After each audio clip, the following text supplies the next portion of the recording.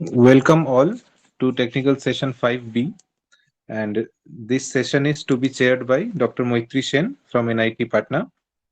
I believe Dr. Sen you have joined, right?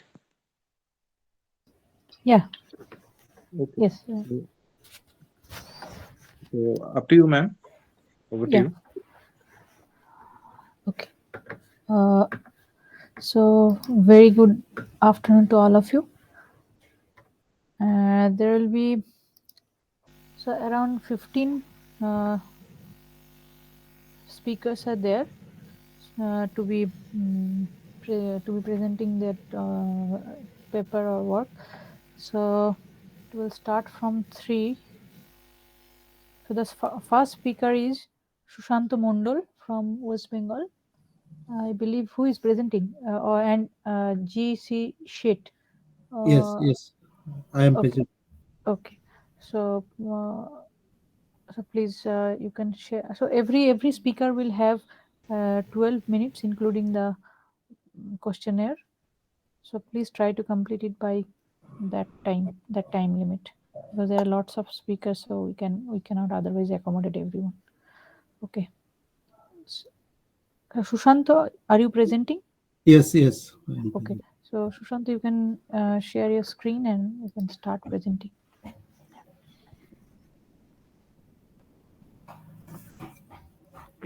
Is my screen visible? Yes, you can make it to full screen if it is possible. Yeah. Yeah. Shall I start? Yeah. Please. Good afternoon to all of you. I am Sushant Mondol. I am associated with the Department of Mathematics, St. Paul's Cathedral Mission College, Kolkata. I would like to convey my thanks to the organizers of this conference for giving me a chance to present my work on this online platform. Today, I will talk on the effect of variable viscosity and thermal conductivity on unsteady MSD thin liquid film flow of Maxwell nanofluids with entropy generation. I have worked out this problem under the guidance of Professor Gopal Chandra C, Department of Mathematics, Tadavpur University, Kolkata. This is the outline of my presentation. First, I will give a short introduction on my present work. Then I will mention some relevant literature review. Then I will spend a few minutes to discuss the mathematical formulation of the present problem. After that, I will introduce the numerical method that I have used. Then I will present my findings graphically. At the end, I will mention some final conclusion. Finally, I will show some of the references. Now, I would like to introduce nanofluid. Nanofluid is a fluid that is created by distributing nanometer sized particles with dimension less than 100 nanometer in the base fluid. Nanoparticles are typically made of metal, oxide, carbide such as aluminum, copper, aluminum oxide, copper oxide, silicon carbide, etc. Base fluids are generally taken as water, engine oil, ethylene glycol, etc. Nanofluids have various distinguished features in the field of thermal engineering. It is well known that classical heat transfer fluids such as engine oil, water, ethylene glycol have limited heat transfer capabilities. So they cannot fulfill modal cooling requirement. On the other hand, the thermal conductivity of the nanoparticles are extremely high. Thus, by suspending the ultrafine solid nanoparticles into the conventional fluid, causes an increase in the thermal conductivity. This is the one of the modern and appropriate method to increase the thermal conductivity of nanofluid. Nanofluids are utilized in a wide range of applications in biomedical, surface coating, lubrication, and petroleum industry. Nanofluids are used in different engineering applications such as metal extrusion, polymer processing, and oil exploration. Recently, nanoparticles are utilized to diagnose several diseases. The nanoparticles play a vital role to demolish the affected sensorial plate in chemotherapy. It is well known that one of the major concerns of heat transfer engineering process is to maintain the quality as well as the degree of degradation of energy throughout a real process. First law of thermodynamics is simply an conservation of energy. It says that the quantity of energy remains same during any real process. Whereas the second law of thermodynamics states that all real processes are irreversible. The second law of thermodynamics tells us that the quality of energy always decreases, and this depreciation of energy is known as entropy. As the entropy takes place, the quality of energy decreases. In order to preserve the quality of energy in the fluid flow process, we need to minimize or at least reduce the entropy generation. Consequently, entropy generation minimization is essential to upgrade the performance of the system. With this aim, we need to measure the entropy generation in a real process. To measure the entropy generation, it is required to determine the factors responsible for the entropy generation. For this, we need to know the distribution of entropy generation in a real process. In our analysis, we have quantified entropy generation by a beautiful number called Bézier number. Analysis of entropy generation in a fluid flow problem becomes essential in all practical and real-life applications such as power plants, heat engines, air conditioners, and refrigerators. This slide shows a brief review of some of the relevant literature. In order to formulate the physical problem mathematically, we have considered flow configuration in Cartesian coordinate system, and we have considered MSAST, two-dimensional flow in boundary layer of incompressible, homogeneous, electrically conducting nanofluid, thin liquid film of uniform thickness HT that lies in the horizontal sheet. X-axis is taken along the sheet, and the flow is assumed to be in this direction. Y-axis is perpendicular to the sheet, in which a magnetic field of time-varying strength is imposed. We have considered thermal radiation, viscous dissipation into the energy equation. Induced magnetic field and induced electric field are excluded from the present analysis. This assumption is justified because there is no external electric field and considering low magnetic inertia. We have also assumed the variable fluid viscosity, which is a function of temperature, and this law of variation follows from the reciprocal of a linear function. In a similar fashion, we have assumed the thermal conductivity of the nanofluid as a function of temperature. We have assumed non-uniform heat source and sink, and this is the schematic diagram of the physical problem. Top surface is the free surface, and the lower surface is the stretching surface in which the x-axis is taken. In order to formulate the problem, we have designed the mathematical formulation under the above mentioned assumptions, above choice of coordinate system. The flow equations of the present mathematical formulas in the boundary layer are given by 1, 2, 3, and the appropriate boundary conditions are given by 4, 5, 6. Equation 1 is the equation of continuity, that is the mass conservation equation. Equation 2 is the equation of momentum balance equation. Equation 3 is the energy balance equation. The relation 5 represents the boundary condition at the stretching wall. The first boundary condition represents the so-called no-slip boundary condition. Second boundary condition represents the suction or injection. And the boundary condition given by 5 are the boundary condition at a height h from the stretching surface, where h is the thin film. And the last boundary condition is the extra boundary condition. This is called the kinematic boundary condition, which is responsible to compute the thickness of the thin film. We have considered radiative heat flux according to the Russell theory of diffusion, and this is given by 7, where m represents the mean absorption coefficient and sigma s represents the Stephen Boltzmann constant. And t to the power 4 is expanded in the form of Taylor series about T infinity, and we have neglect the higher power of T minus T infinity, and the equation 7 reduces to equation 8. The non-uniform heat source and sink is given by 9, where A and B are the space and temperature dependent heat source or sink. In order to transform the system of PD to the OD, we invoke the similarity variables given by 10. Here psi is the dimensional stream function, f is the dimensional stream function, eta is the dimensionless space variable, y is the dimensional space variable, theta is the dimensionless temperature, beta is the dimensionless thickness of the thin film.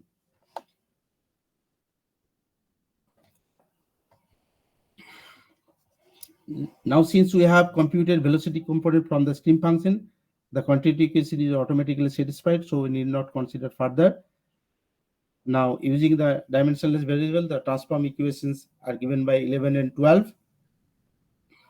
And similarly, boundary conditions are transformed into 13.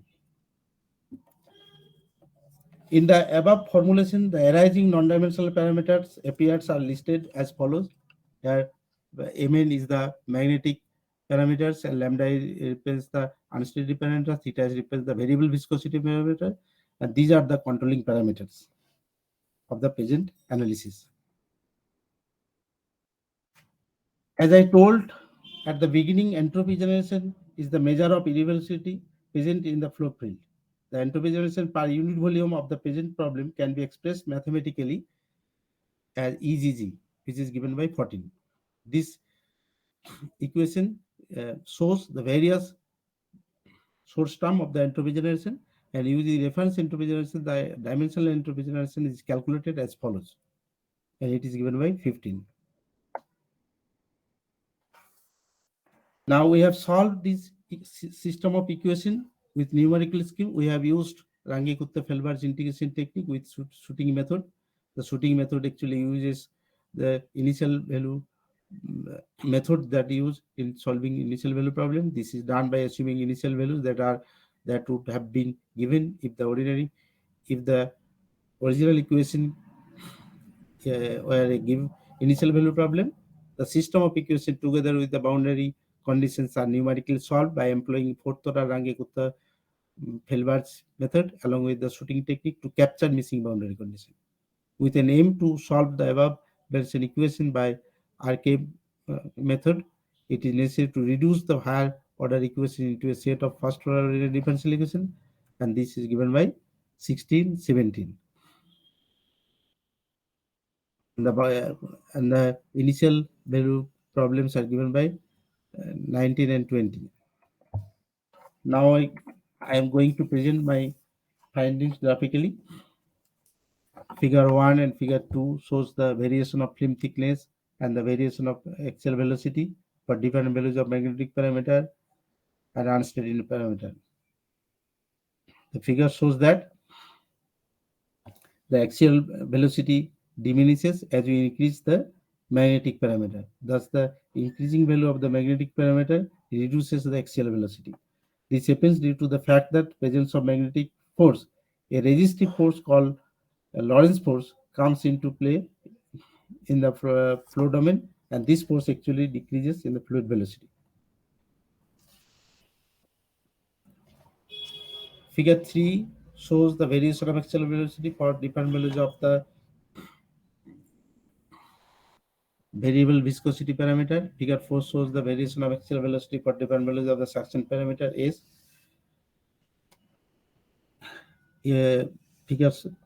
These two figures shows that the axial velocity reduces for increasing values of both the parameter.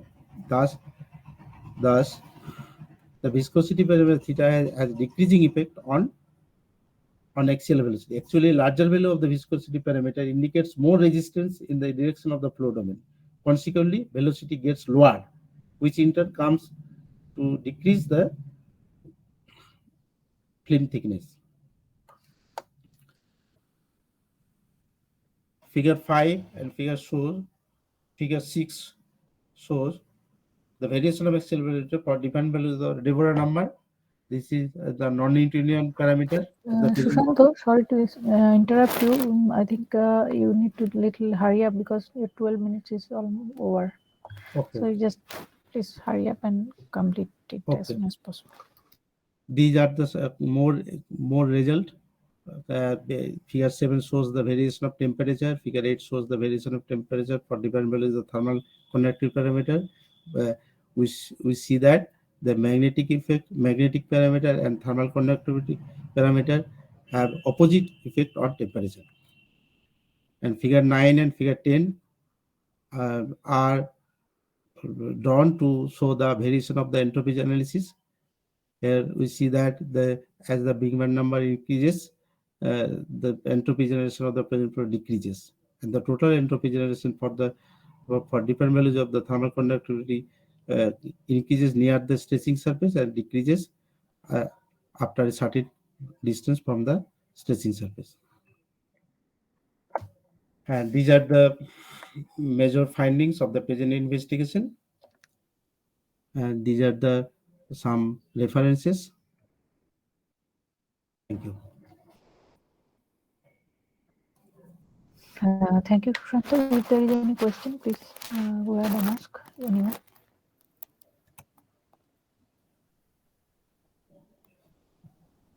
Okay, if not, then we can move on to the next speaker, who Okay. is Bikash Thakuri from Sikkim. He will be presenting his work on mean arterial pressure regulation through the interacting component of RAS. Bikash, are you there? Yes, ma'am, I'm here. Yeah, so you can present Okay. your screen and share your work. So your start. So your time will start from now and try to complete it by 12 minutes. Okay, so I hope my skin is visible. Yeah, it is visible. You can just make it full screen and start presenting. Okay.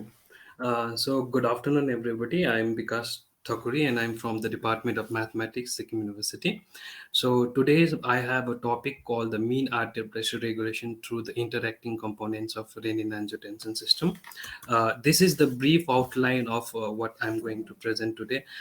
First of all, I'll be starting off with the abstract, which I have already given, so I'll not discuss abstract in detail, but I'd like to proceed further with the remaining topics. So this was the abstract that I have already sent it.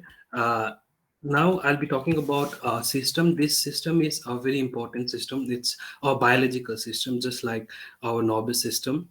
We have a system known as the renin-angiotensin system, and this system is very important for the maintenance of the blood pressure in our body, and also it also is responsible for maintaining the fluid balance. So in the next slide I'll be briefly discussing about the system in detail. So this is the process flow chart of the circulating renin-angiotensin system. So this system initially starts off with the liver with the production of a peptide known as AZT, that is my angiotensinogen. And when this peptide comes in contact with an enzyme called the renin from the kidney, this gives us a biologically inactive compound known as the angiotensin 1. And when angiotensin 1 comes in contact with the further two enzymes, angiotensin converting enzyme and non-angiotensin converting enzyme, it gives a very important biological compound known as the angiotensin 2. And this, when angiotensin 2 comes in contact with the binders AT1R, there will be a fluctuation of the blood pressure. In fact, your blood pressure rises, and in order to maintain the homeostasis, this AT2R binds with angiotensin A2. So this is how the process keeps on going, so on and so forth.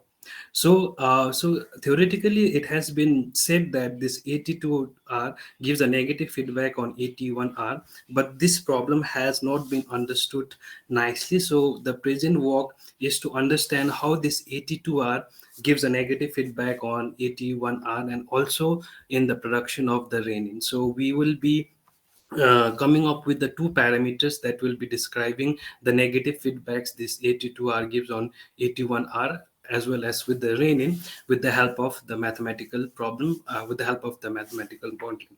So this is the mathematical modeling for this system. So we have a set of 7 ordinary differential equations, as you can see. So our main focus would be to estimate the value of my parameter k1 and also the parameter k2, and also we are interested to understand this, how this renin-angiotensin system is this parameters is playing a role in 3 different sets of our blood pressure.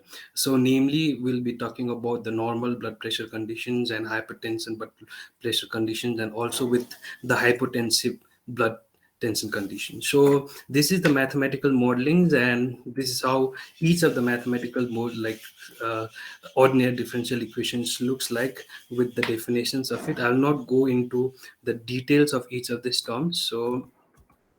Uh, so fine. So these are the values of the parameters which I have listed it down from the from the literatures, and we have added two more parameters, K1 and K2, and we try to understand the value of K1 and K2 in this study. So this is the flowchart of our experiment. This is what we call as an in silico experiment. So basically what we do is we have an set of ordinary differential equations, and after that, first of all, we are supposed to separate the three different conditions, that is normal, hyper and hypotensive conditions. So we have generated this situation in the computer. For three different conditions we have generated it, and we are supposed to find out or estimate the value of K1 and K2. And for this process we have used the nonlinear least square coefficient methods, and upon doing so we have three different conditions, hyper, hypo and normal conditions, with a set of values of K1 and K2. And then we did some dynamics analysis as well as the steady state analysis, and we came up with a very nice results, which I'd like to discuss it in the few more slides to come. So these are the results that we have got it. I have like till now we have only got three results, so I'd like to discuss these three results in nicely. The first of all, the first result which I got was there was a linear relationship emerged at steady states through the differential AT2R mediated feedback control. The second result that we have got is AT2R mediated suppression of renin activity exerts stronger effects on the map variation. And finally we have got that this method is a robust method, so robust regulation of the map emerged through the interaction of the circulating RS component. So let me talk about the first result in nicely. So the first result says that we have tracked down the solution of angiotensin 2 and the renin in both the steady state as well as the transient state across different cardiovascular psychological conditions like normal, hypertension and hypertensive conditions. And in all the three cases we found out that there is a linear relationship exists in between the renin and the angiotensin 2. So this is how the graph look like. So we have the normalized angiotensin on the y-axis and the normalized renin concentration on the x-axis. So in all the three cases, normal, hyper and hypertensive conditions, we found out there is a linear relationship between the concentration of these two peptides. And the second result is where we try to estimate the value of K1 and K2 with 95% confidence interval. And this is how the values of K1 and K2 looks like. In hypertension, the value of K1 lies in between 0.0067 to 0.0092. And similarly, we have the different values of K1 and K2 in all the three conditions. So this result shows that this control parameter acts differently in all the three different conditions.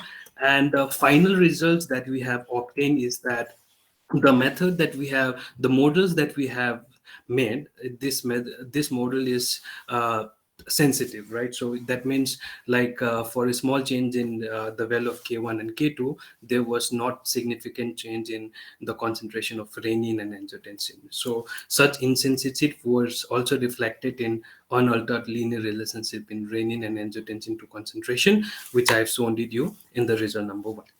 So so I'd like to conclude my presentation by giving my acknowledgement to my supervisors and also to all the project students and my colleagues from Sikkim University. These are the few references, and thank you.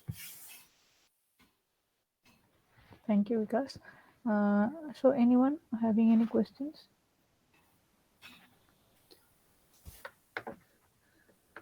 No? Okay, Vikas, then we can thank the speaker, and you can, you have already stopped sharing.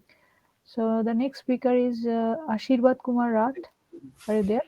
Yes, ma'am. I'm here. So Ashirwad will be speaking on A finite difference analysis of heat and mass transfer of an unsteady MHD fluid over permeable porous media. Permeable porous media. So, Shirvad, you can start presenting your slide. Yes, ma'am. My slide is visible now. Yeah, your slide is visible. Yeah, yeah, Thank you, everyone. yeah. Myself, Asirvad. I'm going to present a presentation, finite difference analysis of heat and mass transfer over an unsteady MHD fluid flow over permeable porous media. You all know permeable means porous. Permeable means some irregular surface like channel system in rivers or something irregular surfaces and that flow. If we these are my outline. Here I'm categorize my outline to discuss my problem.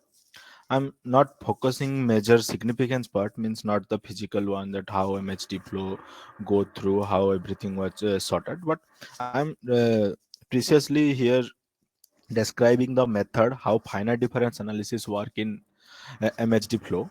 Okay, so these are my outline and a brief introduction that how I'm what going to discuss about transfer of mass and heat through a flow problem means there are MHD means magnetohydrodynamics. You all know that if a hydrodynamic problem means some liquid is flowing, and through that liquid if some mass was flow there, then what happened to the problem is what the model and what happened there. This current study of mine was described here. So the present study has an important role in various fields like purification of cod oil, the circulation of groundwater around horn instruction, and storage and recovery of energy, chemical reactor engineering, cooling of nuclear reactors, spacecraft designing, liquid metal fluid dynamics, and power generation. This are some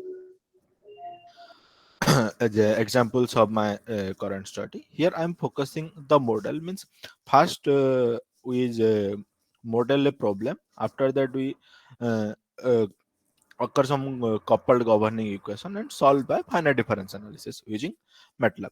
So these are my main objective. Using this step by step methods, we solve our problem. Means first we formulate the problem. After that we get some partial differential equation which are coupled between each other means velocity, concentration and temperature are linked with each other.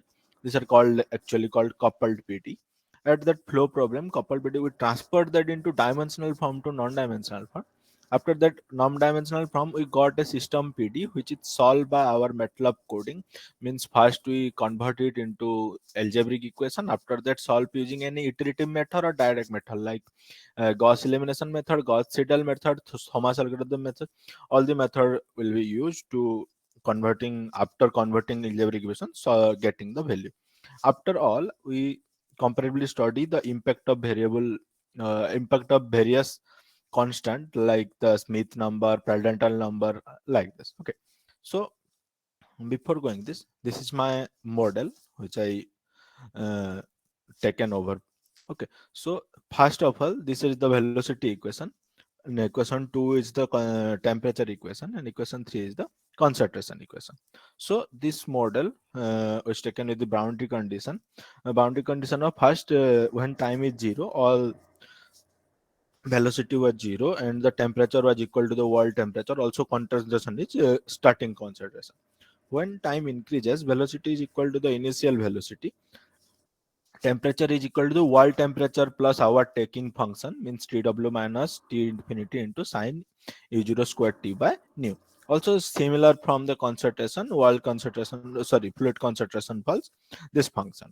Okay, so after that these are my non-dimensional variables and parameter which I am going to introduce and change the dimensional model to non-dimensional one. So this is the non-dimensional model, putting all these non-dimensional constant to the first 1 2 3 equation and get this 3 equation which is first one the velocity, non-dimensional velocity, second one the non-dimensional temperature, and third one the non-dimensional concentration. And this equation 8 is the non-dimensional boundary condition. Okay, so this model 567 was solved by finite difference method which is implicit finite difference method.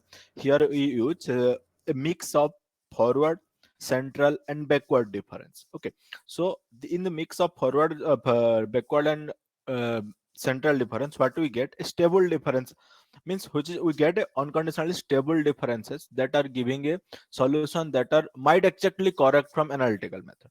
Okay, so these are the derivatives I am taking and putting in the equation, putting in the governing model, which is non-dimensional, and this is my final model which I get by putting the differences. Okay, so first one is the velocity, second one, now equation 9 is the velocity, equation 10 is the temperature, equation 11 is the temperature. You observe the here j plus 1 mesh point are there, where 4j plus 1 mesh point. After that, putting all j plus 1 model, we get a linear equation. Okay, so when taking I value, j value, here I am written that taking I value, I as and z lt value, we get n number of unknown with unknown, n number of equation with n number of unknown.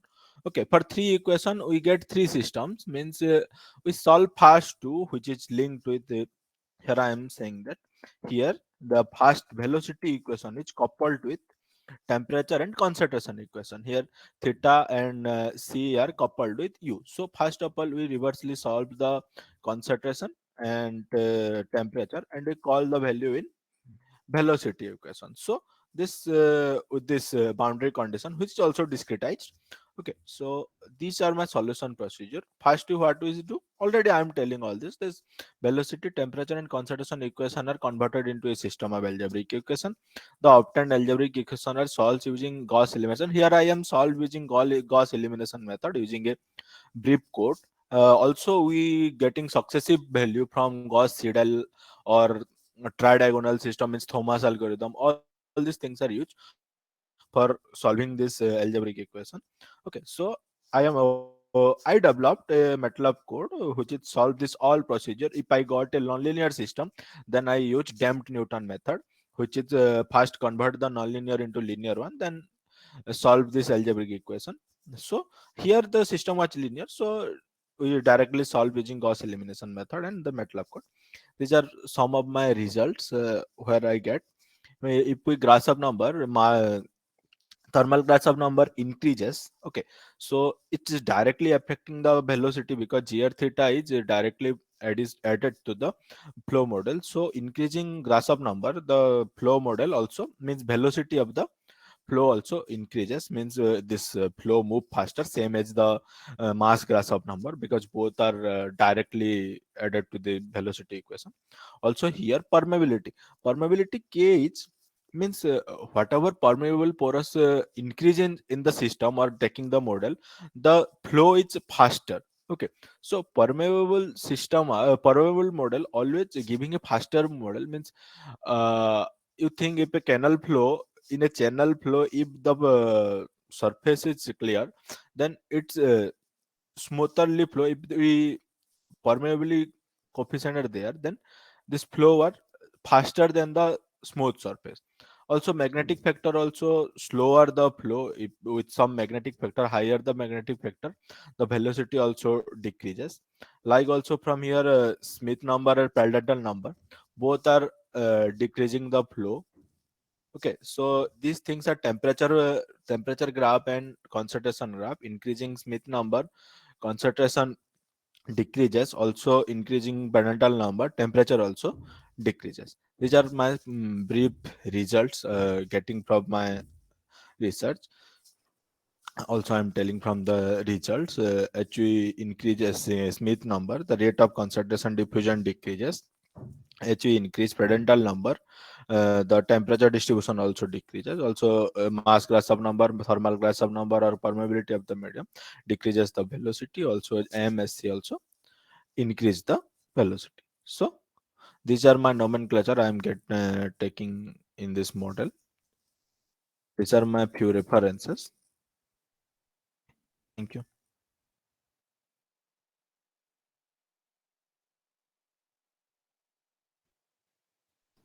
Okay, if anyone have any questions, please you can ask. Otherwise, we can thank the speaker and move on to the next one. Okay, so the next speaker Ashik Hussain Mirza, are you there? Hello? Ashik, are you there? No. Okay. Now, Satish? Satish, are you there? Satish Kumar Tiwari?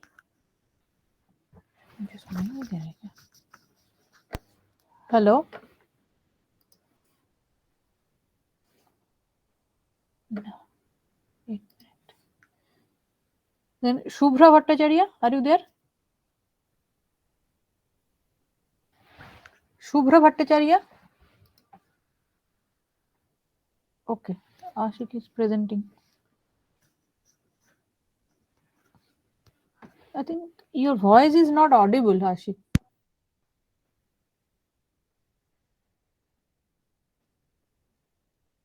You can unmute yourself. Please unmute yourself. You are muted. Please unmute your microphone.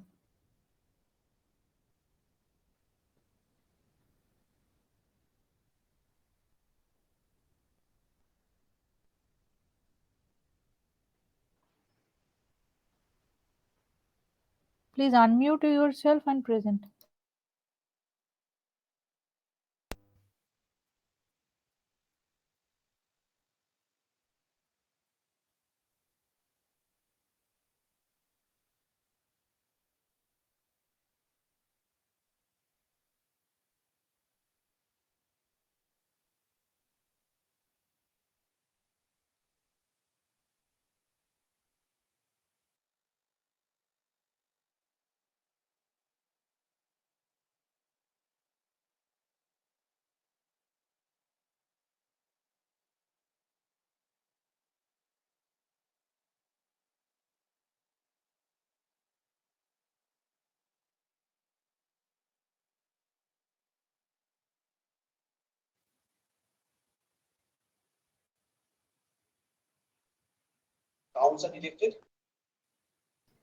पीछे भी है और लगता है एकदम अलग अलग है, उसमें भी एक Hello? साथ नहीं है।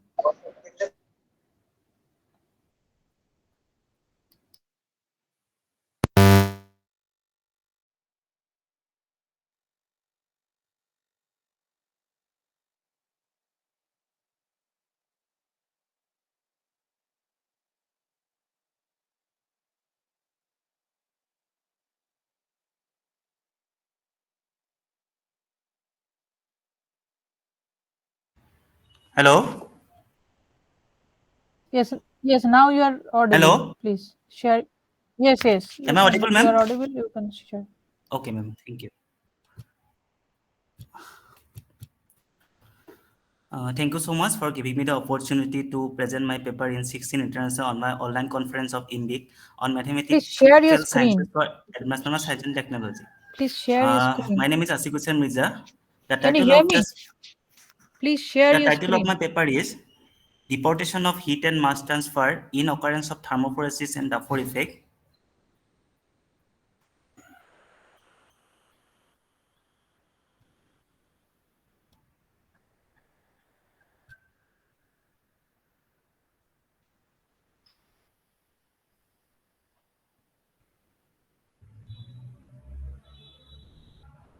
Is my screen visible, ma'am? Yes, your Is my screen screen is visible? visible now. Yes, yes. Okay. Abstract of this paper is Consequences of Thermophoresis with Chemical Reaction on a two-dimensional viscous fluid along a vertical surface in collaboration of radiation have been explored. Here we consider the Dufour effect along with the heat and mass transfer in this fluid, for this fluid. Here we consider the suction of the surface is constant. We use the numerical technique to solve the problem. Also, we use the graphical illustration to explain the outcomes of this problem. Here we use, here also we use the graphical methods, graphically express the shearing stress, Nusselt number and shear number also. So from the point of view of application, this kind of fluids are observed in the chemical processes, engineering field, petrochemical industries, etc. These are some keywords that I have used in this paper. Mathematical formulation of this problem. Here we consider a two-dimensional free convective incompressible fluid flow across a vertical plate in the presence of heat transfer. Here we consider a uniform magnetic field which is applied to the transverse direction of the plate. Here we investigate the concurrent heat and mass transfer mechanism of the governing fluid in conjunction with chemical reaction, the Dufour effect, and thermophoresis in this study. Here we consider the x-axis is vertically upward along the plate and y-axis is parallel to the plate. And using the boundary layer approximation, the governing equations are composed.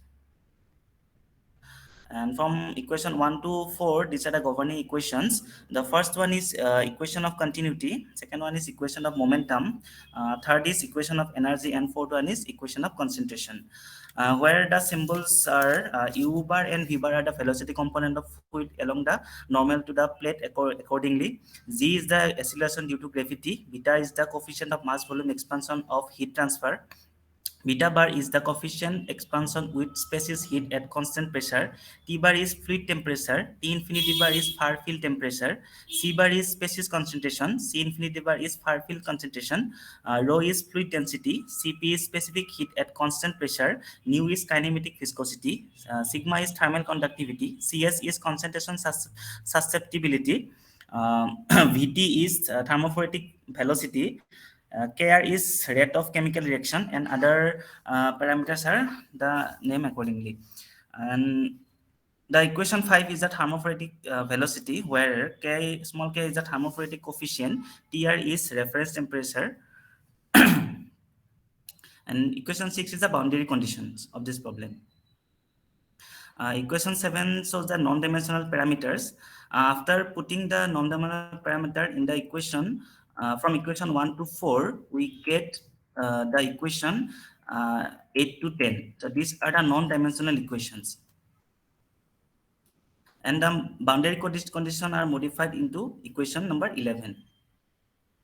So here we use the solution method is known as the numerical method, which is called BPP4C software, which is in the MATLAB.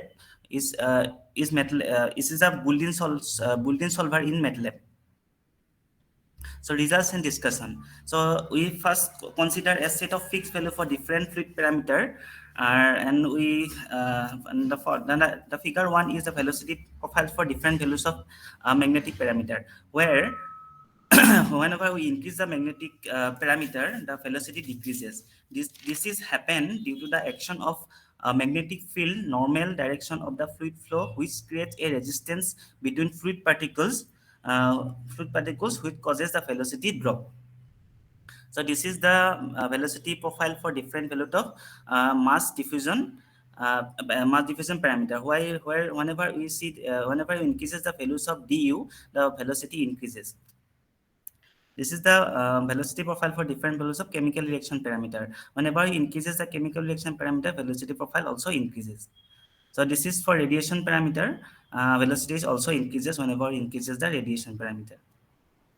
So, but when we increases the thermophoretic parameter, the velocity decreases. This is happen only for the small Smith number, and for which Brownian diffusion effect is larger compared to convection effect. That's why the velocity decreases.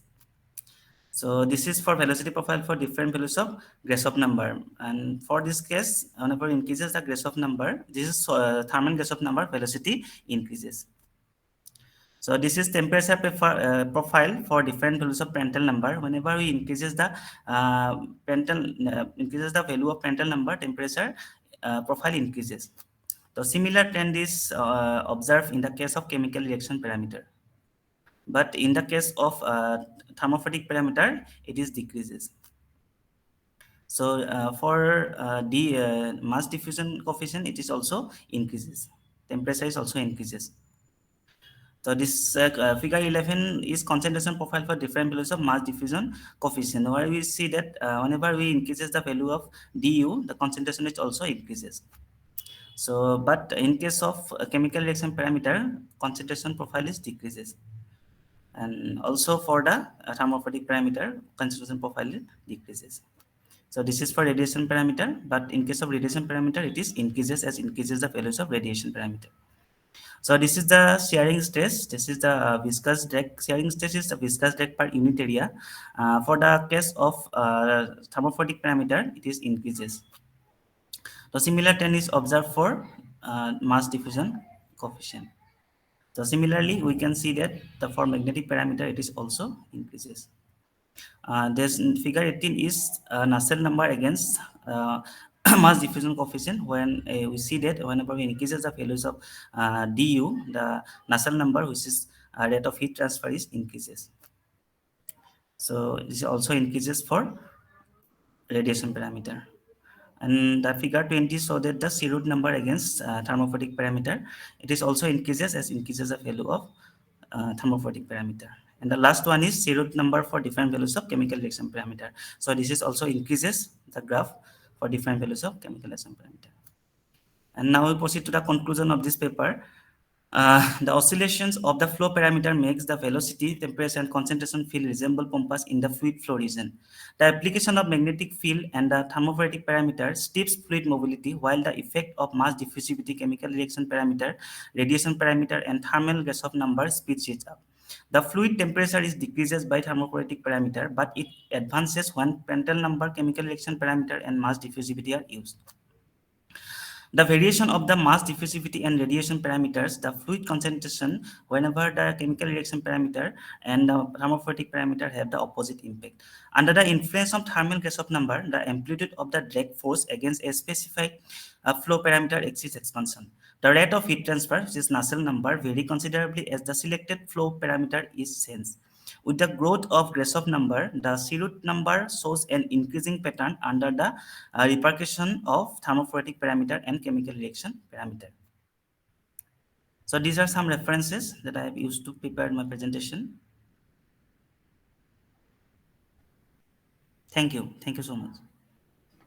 Okay, if anyone have any question, please go ahead, or we can, otherwise we can thank the speaker. Okay, so Satish, are you there? Satish, Yes, ma'am. You are Satish, right? Yeah. So next, Saurav. Saurav Bhattacharya, are you there? Saurav, are you there? I can see, I cannot see you. I mean,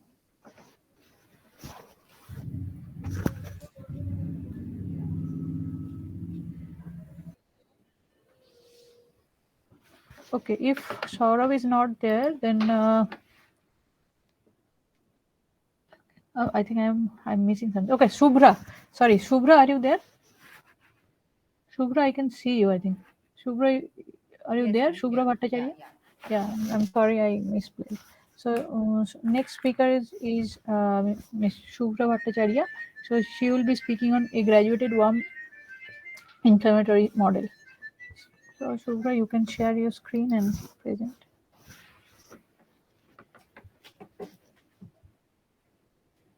Shubhra, you can share your screen and present. Yeah. Thank you. Is my screen visible and am I audible?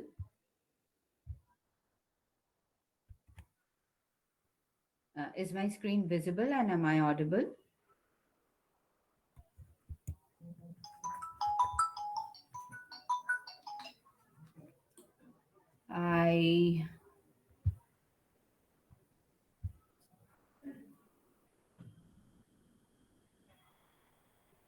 Hello?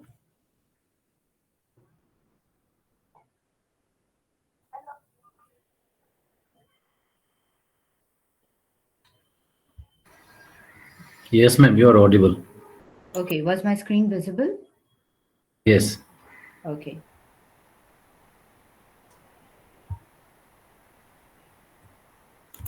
So, yeah, I would be talking about a graduated inflationary model and, excuse me.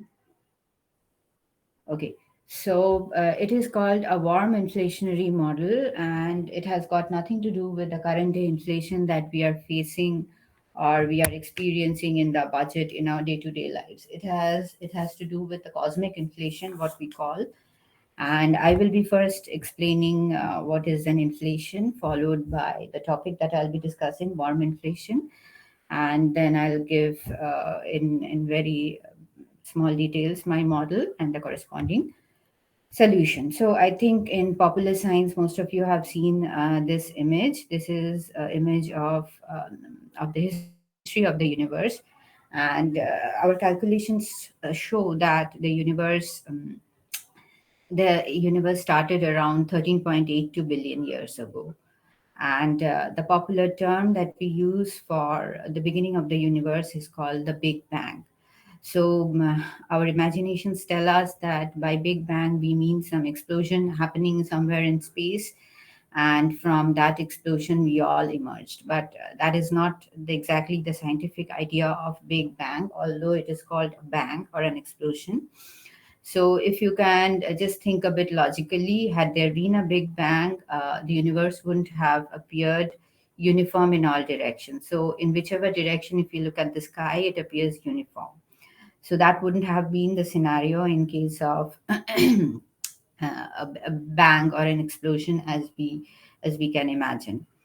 So, what exactly happened? So, the existing or the standard Big Bang theory failed to explain the universe as we see today, and henceforth, something called inflation was brought forward. So, as Alan Guth, the father of inflationary theory, puts it, it is the story of, or the prequel to Big Bang scenario. So, if you can observe my picture here, so there's something called quantum fluctuation, and which is the prequel which led to something called inflation. I'll be explaining that after that. And that happened around 400,000 years ago. And that sky is called, this green light, as we observe through our satellites, is called the cosmic microwave background radiations, and followed by something which is called the dark ages, during which we do not find any emission or light. And this is the time when this is, you can see the beginning of the Big Bang theory. And this is a primordial hot soup where everything is charged, and since the photons are charged, they are not yet neutralized. They do not emit light. They are although scattered away, but everything is gelatinous, and it's floating on a primordial soup, and hence there is no light. And then once the universe starts cooling down, and nucleogenesis happen, and structures are formed, or the first stars and the galaxies are formed, they start emitting light, and that is when we see our first lights coming. And slowly structures are formed, galaxies, cluster of galaxies are formed. And then since the last 5,000 years, 500 billion years, we have seen that the universe is being again accelerating its expansion.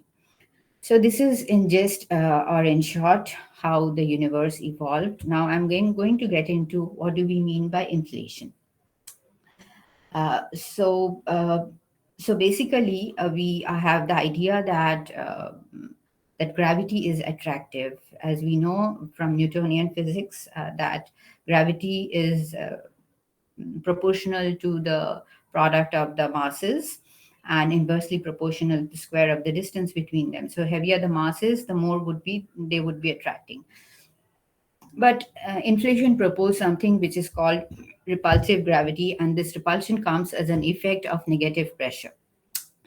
And so that was the initial idea, that there are quantum fluctuations present, and these quantum fluctuations present in the form of very tiny matter with negative pressure, matter of the scale of 10 to the power minus 28 centimeter. And this matter, since it has negative pressure, the gravity is repulsive, and hence with this repulsion it tends to move away from each other, and hence expands during a period where the energy of the universe was in the scale of 10 to the power 16 GeV. This is called the GUT scale or the grand unified theory scale. And then it starts expanding, and since the repulsion is very strong, it expands very fast and doubling at the rate of 10 to the power minus 37 seconds. So naturally, after 100 doublings, it would be size of a marble. And then there would be this primordial soup when inflation stops, and um, then the Big Bang, standard Big Bang theory begins. So how do we express this mathematically and physically? And when did it all start? So, if you look into the history of it, Zeldovich, a Russian mathematician, was the first. He's a very famous Russian mathematician. His mathematics is incredible. So he was the first to observe the problem, flatness and the horizon problem. And later on, Alexei Starobinsky, he's still working on inflation. He's another Russian mathematician, noted down that, found out that if quantum effects are taken into consideration, then this period of early expansion could be explained. Or rather, a period of early expansion is needed to explain this Big Bang theory. And then later on, Alan Guth proposed the concept of vacuum with negative pressure, or and then in fact, the inflationary, he also coined the term inflation, and the inflationary theory proposed by Alan Guth is now known as the old inflation. In 1982, Andre Lind, Albrecht, and Steinhardt proposed the classical or the current day theory of inflation. As I said, inflation is a precise theory, precise because the theory matches perfectly with observations, with the observational data that we have from our satellites. So it's a precise theory of the existence of the universe during the first 10 to the power minus 30 seconds. So it theorizes how the universe underwent a period of rapid or exponential expansion just before the hot Big Bang. Why is this very important? This is very important because not only it was capable of explaining certain observations, but it also described how the universe expanded and cooled, and the first light chemicals like hydrogen and helium were formed, and how this congealed to form stars, galaxies, and cluster of galaxies. So when Alan Guth or Andrew Linde proposed inflation, it was a very speculative theory, and most of the people, although accepted it in terms of the theory being precise, it still would not accept it as a viable physical theory. It was accepted as a viable physical theory because of the satellite probes that showed very good observational matches with the existing with their calculations. So some of the observational probes were the COBE satellite, or the Cosmic Background Explorer, launched during 1989 to 1993. The investigators of this satellite, of these data, Smoot and Mather, were given Nobel Prize in Physics in 2006. Then came the Wilkinson microwave anisotropy probe.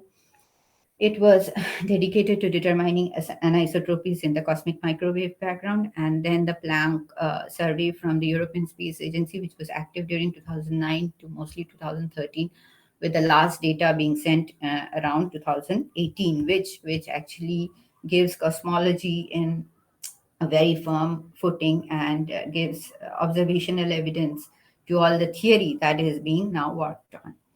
So classically, inflation is caused or is depicted by a scalar field. Scalar means it does not have any directional component to it, and that field, the properties of that field is expressed using its potential term, the changes in its potential V phi. And this field is called the inflaton field, and the corresponding energy density, inflaton energy density, is given by rho phi as a sum of, you can see, since it's an energy density, and half phi dot square is kind of the kinetic energy time V phi is the potential term. So this rho phi gives the inflaton energy density. And correspondingly, this energy density, or this field, has to be a field characterized by negative pressure, and hence this P phi, you will see, has negative pressure, gives the corresponding pressure, inflaton pressure.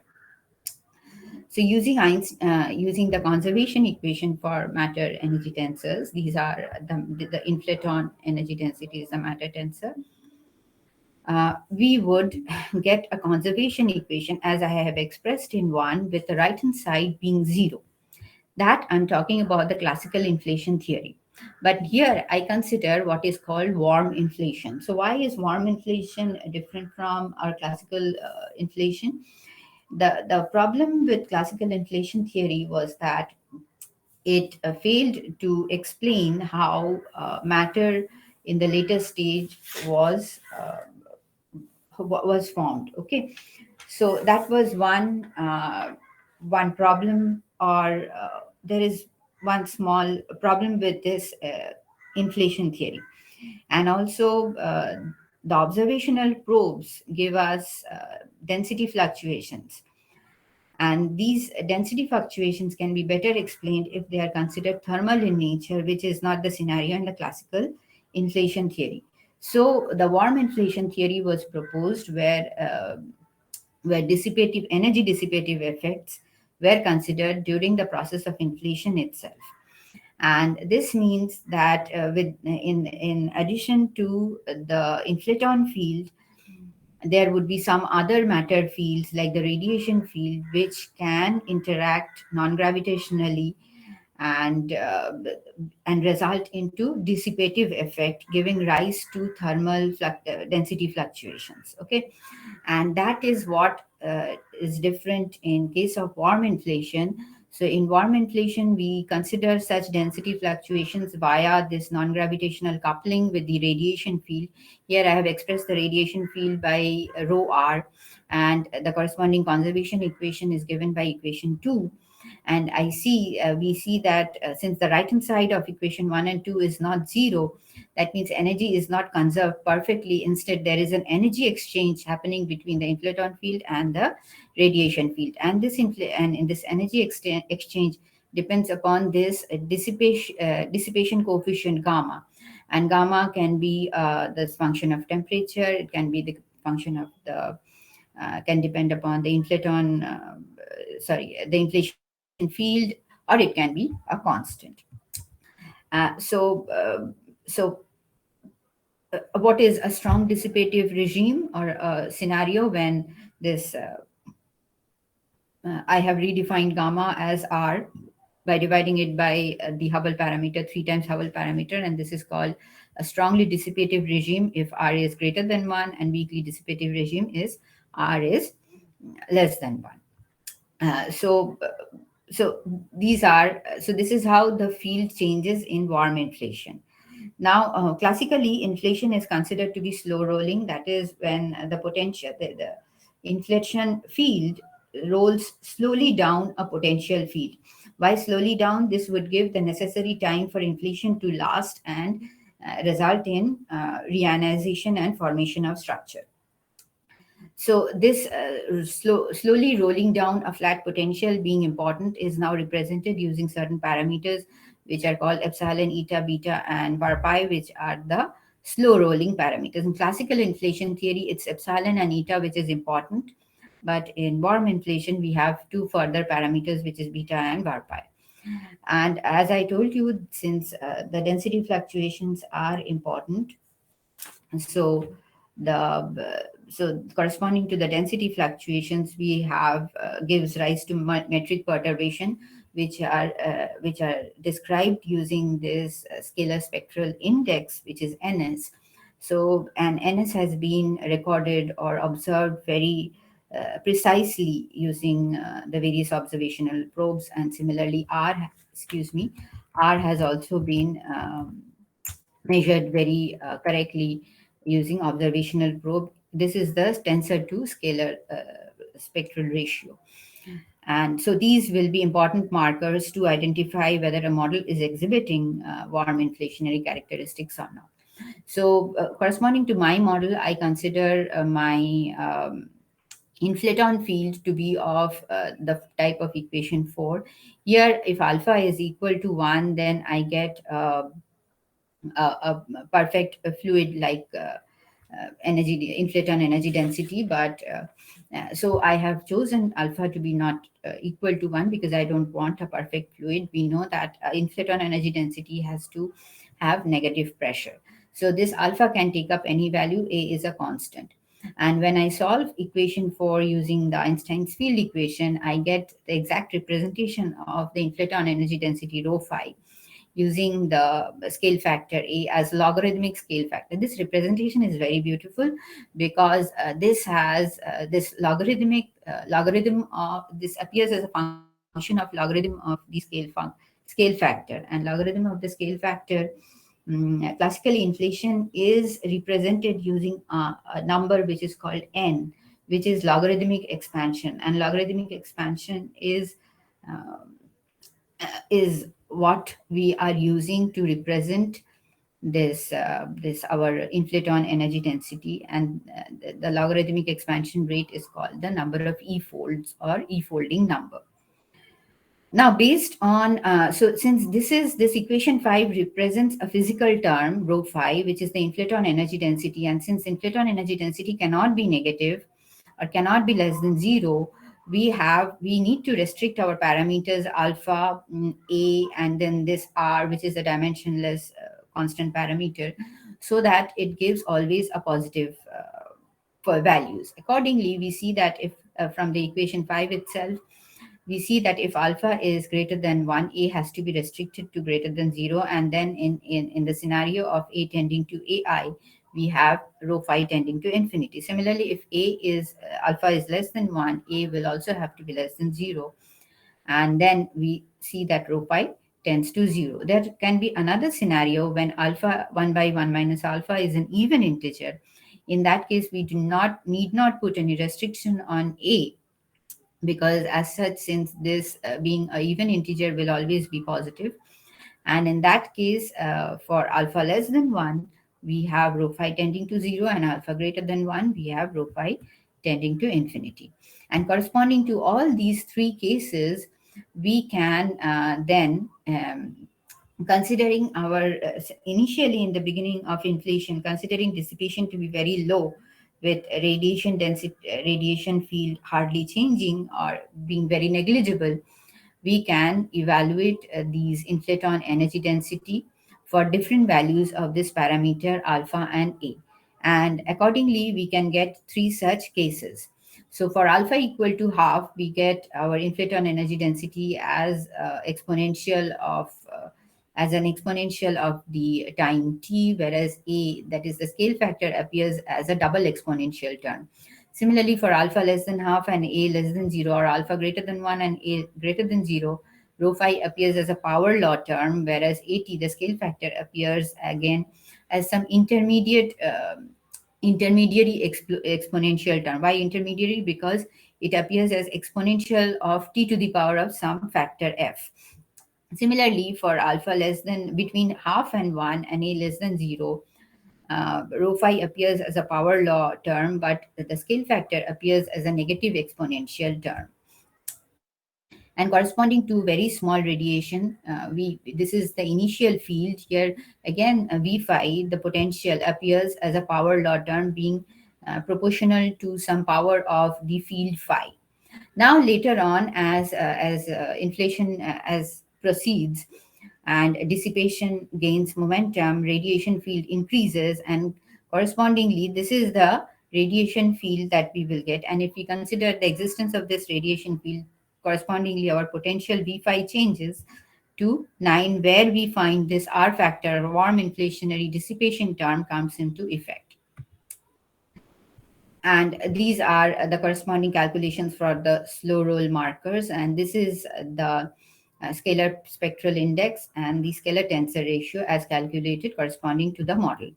Here we shall exhibit graphically how our model looks. As I told you, that for inflation to be successful, the e-folding number n is very important, and it has been found or precisely calculated that n has to be greater than 40 for inflation to proceed successfully.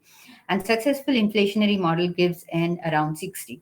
So here we find that so these are the corresponding n, or ln. Nt means here a log of a by logarithm of the scale factor, and this has been plotted with respect to the time. So these are the quantities that I have plotted here. The viability is sorry. So these are the quantities that I have plotted here, and I see that my model gives very good values for n, at least for the equation A2 for alpha greater than 1 and a greater than 0. And here I find that the weak dissipative regime will last longer, corresponding to as compared to the stronger dissipative regime, which takes a lot of time to attain that n equal to 40 marks. Similarly, for alpha equal to half, I see that the weak dissipative regime appears to be performing poorer than the stronger dissipative regime. Similarly, for the double exponential also, we see that the weaker dissipative regime appear performing poorer than the stronger. Here, since my scale factor was some negative exponential, my n has been obtained as a negative term. This gives me this scalar spectral index for different values of the parameters. And the recent Planck data shows that the scalar spectral index has been evaluated precisely at 0.96 plus minus 0.04. And here I find that for alpha greater than 1, a greater than 0, and in a strong dissipative regime, my model gives very good results. Similarly, for the spectral index also, scalar tensor to scalar ratio R, I see that R has been restricted to less than 0.72, which is obtained in the case of alpha equal to 1.70, a greater than 0, and again in the strong dissipative regime. Here I plot my inflaton field and potential V. Potential V is decreasing with respect to n as is required, and phi, the field, is increasing with respect to n as is needed. Here, this is the evolution of V phi with respect to phi. The potential is supposed to roll down the field as is expected, is given here. And here, this gives me the NSS2, that is the scalar spectral index versus the tensor scalar ratio R. And this has been taken for the specific value of alpha equal to, that is alpha greater than 1, a greater than 0, and R corresponding to strong dissipative regime, which gives very good corroboration with existing data. So we have here considered a scenario of warm inflation, where inflaton field couples with radiation energy density via a non-trivial dissipative coupling term, and we found several classes of solution, and depending upon the parameters, we could classify our solutions from exponentially expanding to intermediate graduated inflationary scenario. And and also our figures and the parameters show very good correspondence with existing observational data, at least in one scenario of when we have a strong dissipative regime with alpha greater than 1 and a greater than 0. So this is all I had to talk about. Any questions?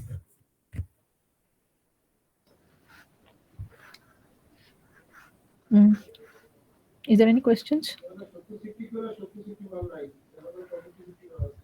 If not, then let's thank the speaker, and we can move on to the next speaker, who is Ines Kavya. Yes, ma'am. Yes, ma'am. Yeah, please share your screen and start presenting. And you have Okay. 12 minutes to present. Okay.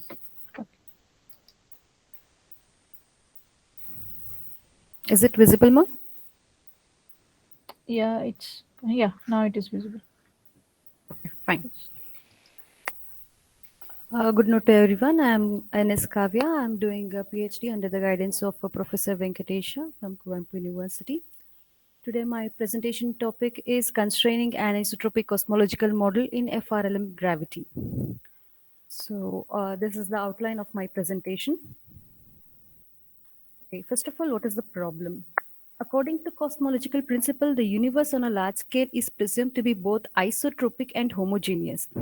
In 1992, Cosmic Background Explorer proved the existence of small anisotropy in the large scale CMB.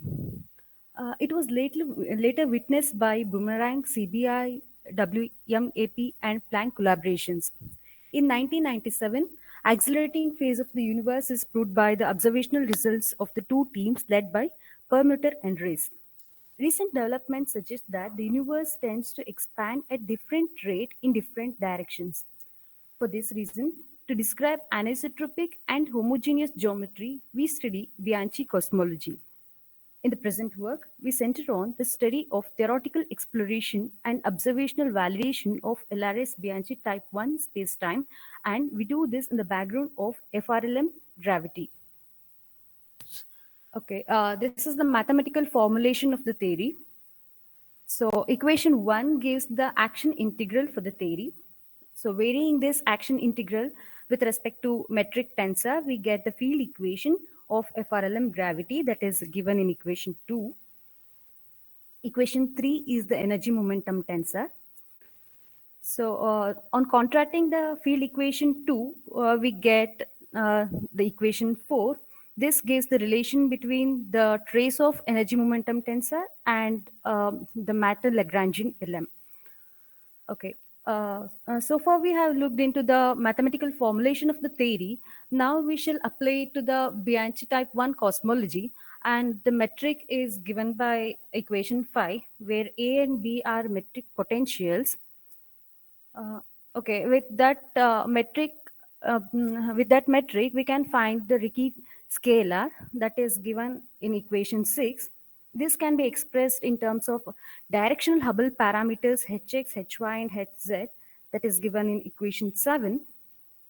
So here we consider perfect fluid energy momentum tensor, that is the isotropic case. So for this case, the field equation 2 can be rewritten as 9, 10, and 11. Here we consider a particular model that is the nonlinear model. FRLM is equal to 1 by 2R plus LM power alpha, where alpha is a non-zero parameter, the model parameter. So if alpha is equal to 1, we can retain the case of GR. And also here we consider LM is equal to minus rho. To solve that field equation, we shall consider the constraining equation, that is theta square is directly proportional to sigma square. This gives rise to the equation 13, and we get the relationship between the directional Hubble parameters hx and hy given by equation 14. So the average Hubble parameter is given by h is equal to n plus 2 by 3 hy. We shall consider yet another condition, that is the equation of state parameter omega, that is P is equal to omega rho. So considering all these above conditions, field equation becomes the equation 17, 18, and 19. Now solving these field equation for the Hubble parameter h, we get h of z is equal to gamma 1 into z plus 1 power gamma 1 by gamma 2, that is equation 20, where gamma 1 and gamma 2 are represented as follows. Okay, this is the value for the Hubble parameter we got through the mathematical formulation. And now we shall compare this with respect to the observational data. So we do this with a statistical approach. So we use here to find the values for the model parameters such as omega, alpha, and n. We use the MCMC technique with the Bayesian approach. So to find the best fit values, we use the pseudo chi-square function. Here we use the two types of data sets, that is H of Z data set and Pantheon data set. H of Z data set consists of 57 data points. that is 31 data points obtained from differential age method and 26 points obtained from other methods including BAO. So equation 22 gives the chi-square function for h of z data set. And equation 26 gives the chi-square function for Pantheon dataset. Okay, this is the likelihood function with likelihood plot with the 1 sigma and 2 sigma errors for the parameters omega, alpha, and n. And this is for h of z dataset. And the same for Pantheon dataset is represented in this figure.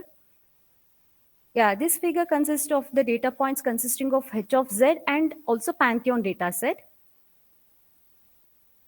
Okay, this figure gives the comparison between the lambda CDM model. The black dotted lines gives the lambda CDM model, and the red curve is the theoretical value that we obtained. Here, the graph is h of z versus z, and the blue dots represents the observational values with error bars. This is for h of z dataset. And here it is a distance modulus versus redshift function. So this is for Pantheon dataset. And as said before, this is the red line represents the values for Pantheon datasets, and dotted lines represent the lambda CDM model. Okay, this is the anisotropy parameter. Overall, we got here the omega value and the value for anisotropy parameter, and alpha turns out to be 4 to 5 in this range. And here this value is so significant because it is telling about the accelerating phase of the universe. So it is less than -1, implying it is the phantom state. And it is so significant because it agrees with observational data. Also, there is our result focuses on the anisotropy that exists in the universe, and it supports the anisotropy that is 1.6 something. It is there. Okay, here the main important result we got in this paper is there is it is telling about the accelerating phase of the universe that agrees with the observational data and also the anisotropy. So overall, to conclude, in the present article, we investigated the accelerated expansion of the universe in the background of FRLM gravity. In this, we focused on Bianchi type 1 cosmology to find the constraint values for parameters. We used statistical MCMC approach with Bayesian technique. The equation of state parameter has been constrained. The constraint value so obtained for the equation of state parameter, these are the values, suggest the phantom behavior of the universe.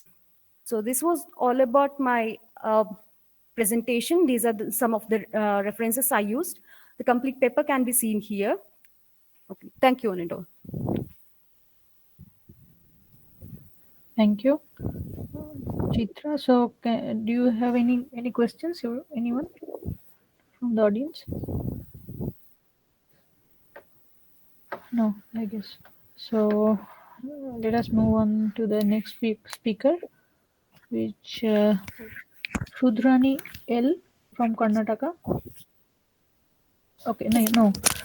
Chaitra. Sorry, Chaitra. Are you there? Yes, ma'am. Yes, ma'am.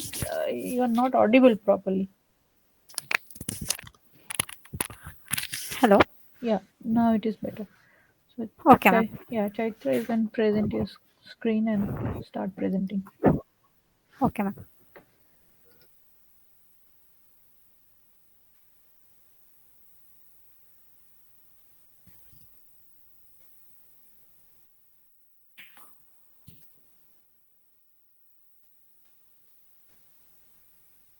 Good afternoon, everyone. I am Chaitra Chudachalwadi, research scholar at Department of PG Studies and Research in Mathematics, Coimbatore University. I am working under the guidance of Professor Venkatesha, sir.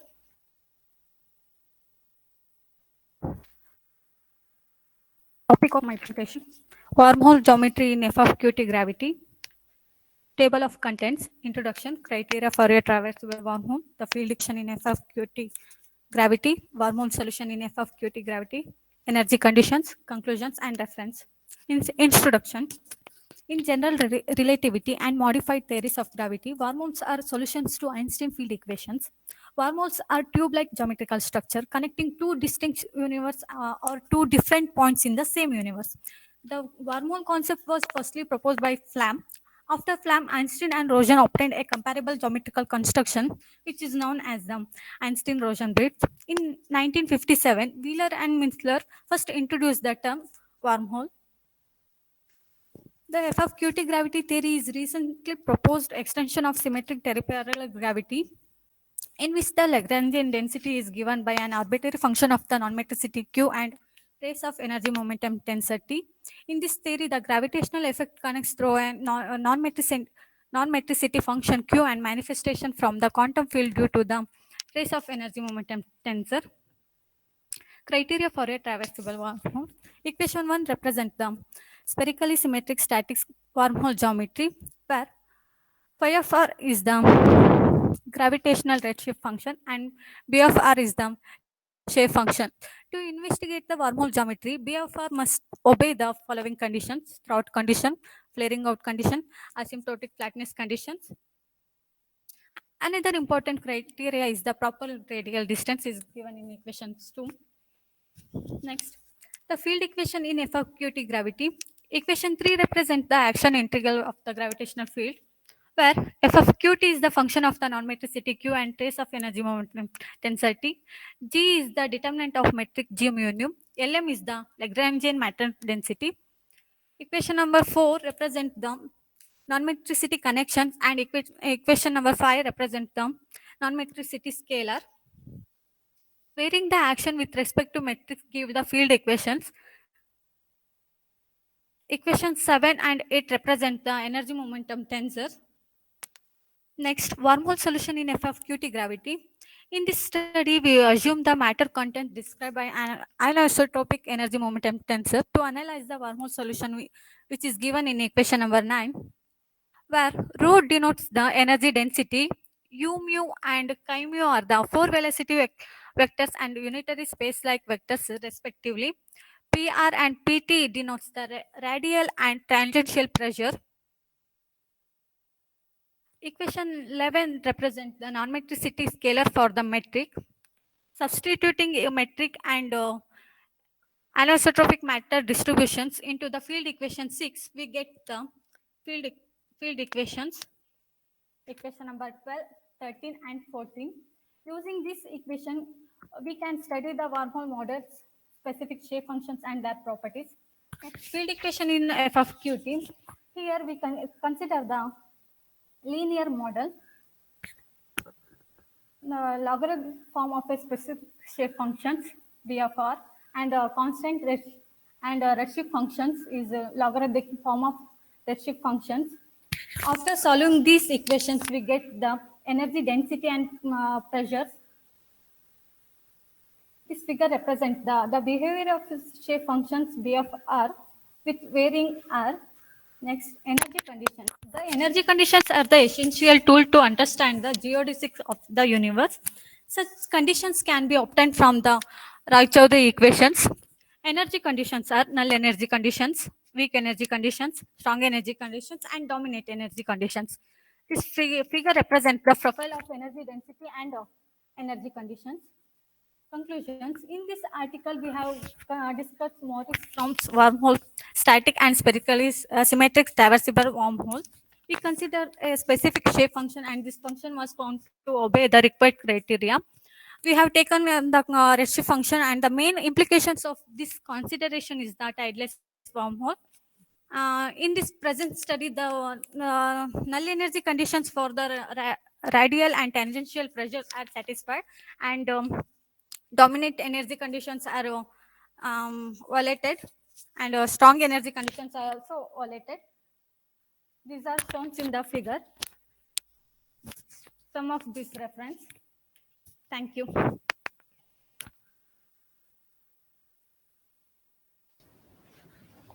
Okay, thank you, Chaitra. So, is there any question? Okay. Okay. Now, Shudrani L from Karnataka. Are you there? Yes, ma'am. Yeah. Present, ma'am. Please. Yeah. Please share your screen and start presenting. Okay, ma'am.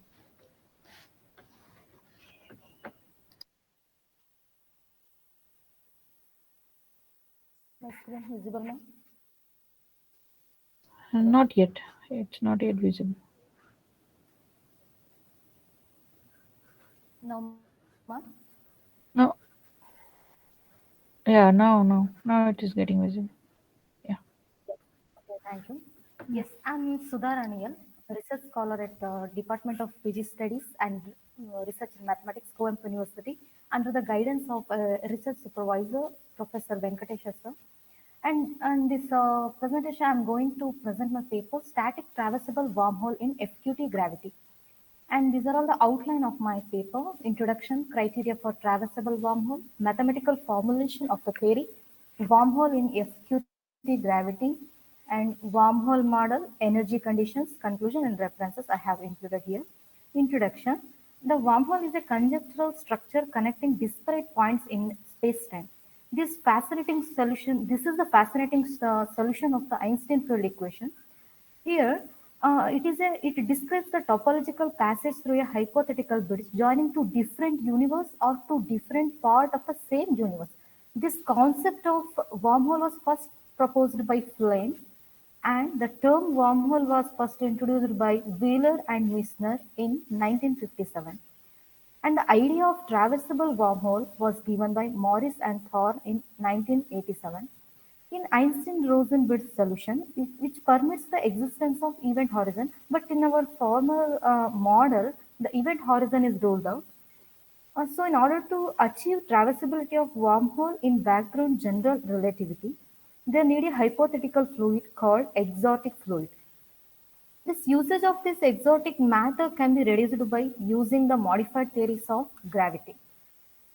And the equation 1, which represents the metric spherically symmetric and static wormhole in squarchal coordinates. Here, here the phi r, which represents the redshift function, and dr represents the shape function. These two must obey the following condition. The conditions are throat condition, flaring out condition, and asymptotic flatness condition. Here in throat condition, r is greater than r naught, greater than 0. The br must less than r. At wormhole throat r equal to r naught, this shape function must satisfy the condition b r naught is equal to r naught. In flaring out requirement, at the throat, b dash of r naught must be less than 1, and the asymptotic flatness condition, the limit which tends to 0 as r tends to infinity, should satisfy. And here the redshift function phi r should be finite everywhere, because here we using here the event horizon is rolled out. So the redshift function must be finite everywhere. So the equation 2, which represents the Hilbert-Einstein action, where f is an arbitrary function of non-metricity q and the trace of the energy momentum tensor tau. And the equation 3 represents the non-metricity scalar, and equation 4 is the energy momentum tensor. In this model, we consider anisotropic matter distributions like here. And the equation 5 is the trace of energy momentum tensor, and the equation 6, which represents the field equation. So the field equation for f of qt gravity is given by the equation 8, equation 9, and equation 10. In this model, we are going to consider a f of qt as a linear. We are considering a linear model, and the specific shape function is given in this equation 12. And redshift function, I'm going to use constant here. And this graph represents the shape function, which satisfies the all criteria of the traversability. And upon substituting equation 11, 12, and this constant function, we are going to get equation 13, 14, 15, which is the field equation. And the next we move on to energy condition, which satisfies these: weak energy condition, null energy condition, dominant energy condition, strong energy condition. Our model should satisfy these conditions, which satisfies the energy density, and the null energy condition is violated, and the dominant energy condition is also violated, and strong energy condition is satisfied by our model. The conclusion is we explore the traversable wormhole geometry in the background of modified theory. We consider specific shape function BR which obeys all the criteria we have seen there.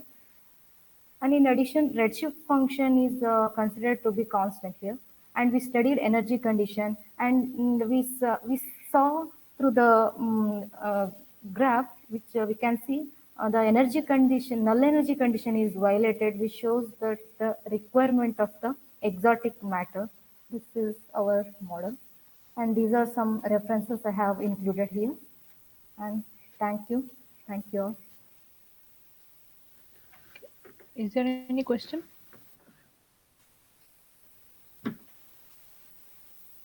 Okay, so the next speaker is Satya Ranjan Pradhani from Bihar. Are you there, Satya? Hello.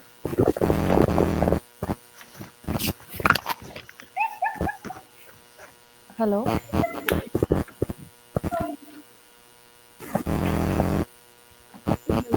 Your audio is having some problem, perhaps, Satya.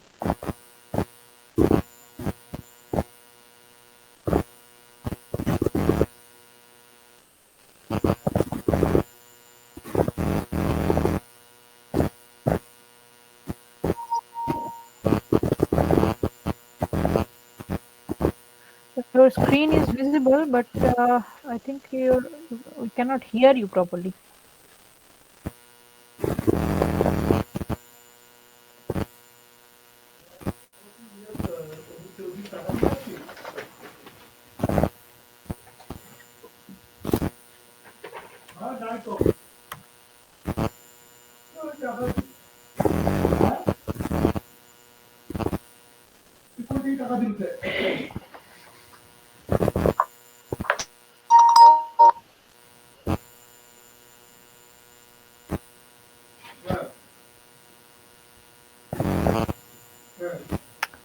Satya, I think, can you please make your audio a little more clear, because we cannot hear you. Your screen is visible, but it's not audible. You are not audible.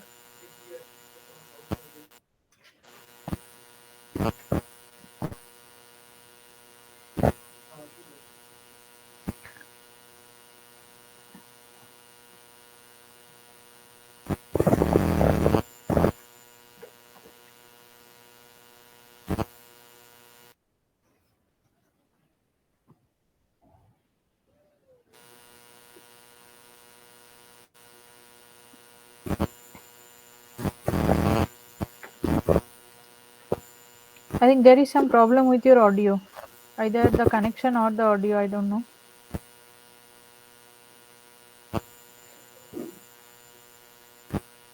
Maybe the speaker can use an alternative device for Yeah, audio. maybe. Yeah, either some headphones or anything, I don't know. Something is creating a problem.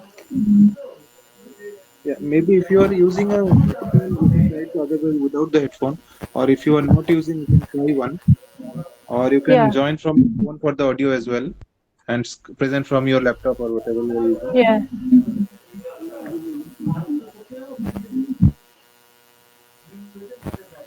Or maybe you can wait for some time, then the next speaker can join and speak, and then you can join after him. Okay, Shakti, you just wait and just make your audio little more clear, or just correct it. So meanwhile, we'll move on to the next speaker, and you can just try representing after him. Okay, next is Prosenjit. Prosenjit Paul, are you there? Prosenjit, are you there? Prosenjit, are you there? I don't think he is here. Okay. So next is Kondala Rao. Kondala Rao K from Hyderabad. Yeah, ma'am. Good evening. This is Kondal Good Rao. evening. Am I Yeah. audible, ma'am? Yeah, you're audible. You can Yeah. share your screen and speak. Yeah. And meanwhile, Kondal. Satya, you can just make your audio a little better, and we'll come back to you after Kondala. Okay, you just make yourself mute now.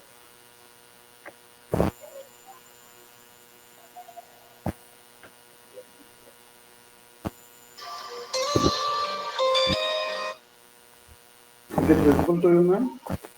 Yeah, it is visible. Okay. So,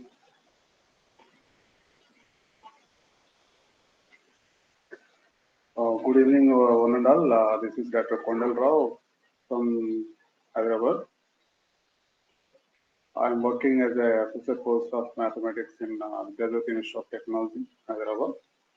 Uh, and today's my topic is global stability analysis of three species in a classical model with mutualism and commensalism. And I did this work under the with the support of my research grade Dr. K. Lakshmana sir, is the professor of mathematics. And I'm thankful to my that organizers of this big and MSAST organizers to give the opportunity to present my research work. And abstract of this work is this chapter we consider. Ma'am, am I audible to you? Yeah, Hello. you're audible. You're audible. Okay, thank you. In this chapter, we consider three species ecological model comprising two mutualistic species olive bobbins and African elephants. Emensal on the third species, and when they are walking on the road, small grass will be Emensalan. So here, first species and second species helping each other, olive bobbins and African elephants for their survival, and both harm the third species, small cats, by walking on them without getting any benefit in return. The model is characterized by a couple of first-order nonlinear ordinary differential equations. All possible equilibrium points of the model are identified, and the stability criteria was discussed. But in this chapter, we consider only endemic equilibrium point, eighth equilibrium point only. Further, exact solutions of third-order equations have been derived, and the analytical results are supported by numerical simulations. An introduction of this chapter is mutualism is a way to organs the two species of the two different species exist in a relationship in which each individual benefits from the activity of other. That is, one is getting benefit from other. Mutualism is called mutualism. And similar interactions within a species are known as cooperation. Mutualisms are defined as interactions between the organisms of two different species in which organisms benefit from the interactions in some way. Mutualisms may involve either exchange of resources such as shelter, food, and other nutrients, or they may involve the exchange of services such as protection, transportation, or healthcare. So and here the two mutualistic species are Emensal and the third species. So that Emensalism is a relationship between the two organisms, like two species, in which one is inhibited or destroyed while other organisms remain unaffected without getting the any benefit or loss. One is harming the other one. So the olive bobbins and elephants are sorry. So this is the example of this unit or this model. Olive bobbins and elephants are share a mutualistic relationship out of their necessity. The elephant is very resourceful and clever and uses to try to uh, dig its own well to find clean drinking water when others cannot. The olive bobbins, on the other hand, is very agile, big, small, and can climb to high places where the elephant would never even attempt. So, the similar way, when they were helping to each other, olive bobbins and elephants, when they are walking on the road, small grasses will be spoiled.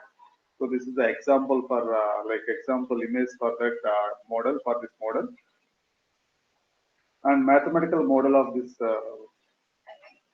research article is the model of equations for three species emensalism system are given by the following system of first order ordinary differential equations employing the following notations. So dn1 by dt given by like a1 n1 minus alpha 1 n1 square plus alpha 1 to n1 n2. That is the rate of change of the growth of n1 first species, which depends upon this one, like a1 n1 minus alpha 1 n1 per n1 square. n1 n2 n3 are the population of the first, second, third species, and this notation say N1, N2, N3 are the populations of the mutualistic and amenfolin species, and A1, A2, A3 are the natural growth rate of the mutualistic species, and this alpha 1, 1, alpha 2 to alpha 3, 3 are the rate of decay of first, second, third species due to internal computations, and alpha 1 to alpha 2, 1 are rate of increase of the growth of first and second species due to their mutualistic relation, and alpha decay of the third species due to the among interaction of the first two species. These are the notations which I explain now. Further, N1, N2, N3 are the non-negative model parameters. Equilibrium point. Further, the system under investigation, 8 equilibrium points are identified. The equilibrium points are identified by solving d by dt of ni, that is n1 and dn1 by dt equal to 0, dn2 by dt equal to 0, dn3 by dt equal to 0. Out of these 8 equilibrium points, we considered only an endemic equilibrium point, that is all species survival state. The endemic equilibrium point is N1, N2, N3 after solving by Euler distribution. The state would exist if these conditions are satisfied. And local stability at endemic equilibrium point. To examine the stability of the equilibrium point, N1 bar, N2 bar, N3 bar, we consider small distribution U1, U2, U3. N1 equal to N1 bar plus U1, N2 equal to N2 bar plus U2, and N3 equal to N3 plus bar plus U3. The basic equations of one are lineage, that is given model lineage to obtain the equations for the Peter-Wood equations. After lineation, we get dou u by dou t equal to AU, where A is the Jacobian matrix of the given system, and U is the distribution of U1, U2, E3 transpose. The characteristic equation for the system is set of A minus lambda equal to 0, and the equilibrium state is stable if all the roots of characteristic equation are negative real parts. Local stability of endemic equilibrium state is linearized equations for the equilibrium state are dou u1 by dou t, du1 by dt, and dut2 by dt, and du3 by dt. We'll get after solving that equation. Then the classic equation for the endemic equilibrium state is beta of A minus lambda equal to 0. After solving, we got the equation of the type lambda cube plus third degree polynomial, where P1, P2, P3 are given by this equation. And according to the Raoult-Harvich criteria, the necessary and sufficient condition for the stability of endemic equilibrium point is P1 greater than 0, P2, P3 greater than 0, and P1, P2 minus P3 greater than 0. So clearly, alpha 1, 1, alpha 2 to alpha 3, 3, and N1 bar, N2 bar, N3 bar non-negative parameters. So we told that so that P1, P3 are clearly non-negative, and P1, P2 minus P3 greater than 0. So based on that, the coexisting state is stable. The solutions of the that coexisting state for endemic equilibrium state is stable, and the solutions of the state is given by U1, U2, U3, and where what are that parameters A2, A2, A3, A4, and B2, B3, B4 we can get like this. Here S1 and S2, S3 are the roots of the quadratic characteristic equation. And the global stability. The main concentration of this topic we concentrate on the global stability of the system. The endemic equilibrium state is globally asymptotically stable, and for proving this global stability, we consider small Lyapunov function. Lyapunov function is V equal to this one, and n1 minus n1 bar minus n1 bar into log of n1 by n1 bar. Similarly for n2 and n3, summation of this one. Hence clearly V is n1 bar, n2 bar, n3 bar equal to 0. Then differentiating the equation v with respect to t, we'll get this equation. So after solving all this, I assume that for solving this, I consider that a1, a2, a3 values. For after considering, after substituting, after solving all this, thus the dv by dt is less than 0 after solving. So then, by using the LIFO function and Rotherham criteria, so that all the dv by dt equal to 0 once system is globally asymptotically stable. And numerical examples of this model is, we consider that for the different parameters values, after changing the different parameters, the model is globally asymptotically stable, continuously stable point. So then, for different values of the interacting coefficients alpha 1 to alpha 2 1, alpha 3 1, or alpha 3 2. When we decreasing the interacting coefficient of first two species with the third species, then the population of third species is increasing with that suitable example with the examples of numerical examples. We identify that if we decreasing the interacting coefficients of alpha 3, so we got the third species population is increasing. Then conclusion. In this present investigation, we studied a three-species ecological model in which the first and second species are mutually helping each other, and both MSAL on the third one. All the possible equilibrium points were identified, and the stability was discussed theoretically. The analytical results were supported by numerical simulation. We observed that only third species washed out state was stable under certain conditions. Finally, we observed that endemic equilibrium point was globally asymptotically stable. From the numerical simulation, we observed that the interacting coefficients between the first and second species were decreased, first and second species were unaffected, and but third species strengthened constantly. That means when you decreasing the first and third, the second species interaction coefficients value, if you decreasing, then third species strengthen more from the numerical simulation. And this paper is published in that International Journal of Pure and Applied Mathematics. And also, this is under my thesis work published in the Lambert Academic Publications. So some of the references related to this concept. Thank you very much for giving the opportunity for for the organizers of MBTM. Once again, thank you for Abhishek Adhikari sir. And is there any doubts in this?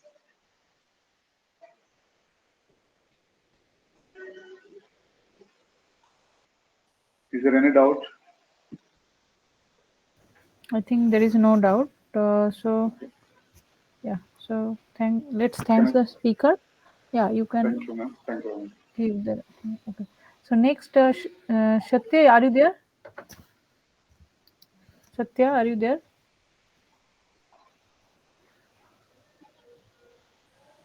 Satya, are you there?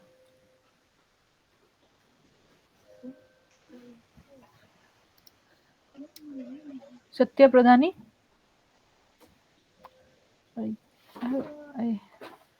I can see there are two from two devices. I think you have joined, but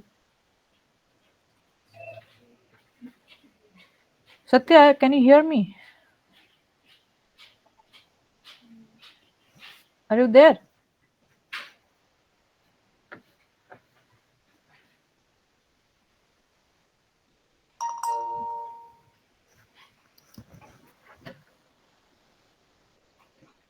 Maybe we can try with him in the end of the session. Yeah. So next is Proshenjit. I think he is not here. So the next one, Lakshmi Narayan from Hyderabad. Yeah, ma'am. Ma'am, one small request, ma'am. Sorry, is traveling. Can you give the last last presentation you will give, ma'am? Sorry? Coming from the Lakshman sir is coming from the organization. Is on the traveling. Okay. Last presentation. If not, I will present the paper instead of. Okay, fine. So, okay, now Bamdev Dev from Assam, are you there? Yes, yes, madam. Yeah, so Bamdev will be speaking on effects of heat and mass transfer of a cation fluid flow with variable temperature. Bamdev, you can Yeah. Presence your screen. Is my screen visible, ma'am? Yes, you can make it to full screen. Yeah. Yes, it's fine now. Yes. Thank you, Chairperson, ma'am, and good evening to all. So myself, Bamdit De, Assistant Professor from Department of Mathematics, Assam Don Bosco University. Now today I'm going to talk on effect of heat and mass transfer of a gas fluid flow with variable temperature. Now here we try to study the viscous dissipation in presence of heat and mass transfer of gas fluid, and where we have taken the temperature as variable. So the governing equations, first we have reduced to nonlinear ordinary differential equations by similarity transformation, and then we try to solve them numerically by the inbuilt software BB4C. Now, from the finding, we see that the temperature and other four parameters by the effect of heat and mass transfer, and also the effect of non-dimensional parameters like Cation fluid parameter, which is beta, then Eckert number EC. Sorry, it should be EK, then Prandtl number PR, and Dust number for heat transfer GR. Those are represented graphically. And the velocity and temperature distribution shows increasing and also decreasing trend with the varied change of different flow parameters. And the findings, we can use them in different process industries like recover of metal from chemical and polymer process. Now, actually, there are many non-nutritional fluids which are heavily used in industrial use and some other uses. So one of them is Casen fluid, which is much more popular than the other due to its friendliest nature. So now these type of fluids are the model of Casen fluid can be used in food processing, metallurgy, in some drilling operations, and then some bioengineering operations. So here we have some assumptions like the fluid is steady, two-dimensional, and laminar, and also the fluid is incompressible, which is electrically conducting, and we have applied a uniform magnetic field in the direction of the plate. So these are the governing equations. The first one is equation of continuity, second one is equation of motion, and third one is equation of temperature. Now here TW, beta is Cation fluid parameter. And these are the boundary conditions. Here TW is the uniform temperature over the over the fluid, and then capital U is the flow stream velocity. So these are the similarity transformation which I've used to make the equation non-dimensional. So these are the equations, equation 2 and 3, and whatever similarity transformation we have used, which is clearly satisfied by equation number 1. And if we use those similarity transformation in equation 2 and 3, their corresponding boundary conditions, then those equations reduced to equation number 7, 8, and 9. Now, these are the modified boundary conditions. So, these are some important terms which are sharing stress and heat transmission at the wall. And both of these terms we can convert in terms of skin fraction and Nusselt number, which is given in equation number 12. So capital U is free stream velocity, and then finally those equations, that is equation number 12, when you use equation number if in equation number 12, if we use the similarity transformation 5, then we'll get equation number 13. Now all these equations we can solve numerically by the MATLAB, where we have software VB4C, and then we use the modified boundary condition 10, and then we get some results which I'll discuss now. Now this figure gives us the effect of Cation fluid parameter beta on the velocity profile. Now you see that with the increase of Cation fluid parameter, the velocity decreases. But if we increase the similarity variable eta, then initially the velocity decreases a bit, then after that it's go up to higher order. Then the second one, here we see that the effect of velocity with respect to the change in Grashof number. So here also we see an increase in the fluid velocity when we increase the values of Grashof number. Then here the temperature profile. So here we see that the temperature distribution decreases if we increase the Prandtl number gradually, and then similar effects we will see for the increase of Grashof number. Here also see that the temperature decreases, and then here if we change the Eckert number, then now in this particular figure we see the temperature increases. So the effect of or the change in Eckert number increases the temperature. So that's why we have both increasing and decreasing values in temperature with respect to the flow parameters. And then this one, last one. So this actually should be figure number 6. I have mistakenly said it's 5. So here we have changed the change in temperature with respect to the Prandtl number.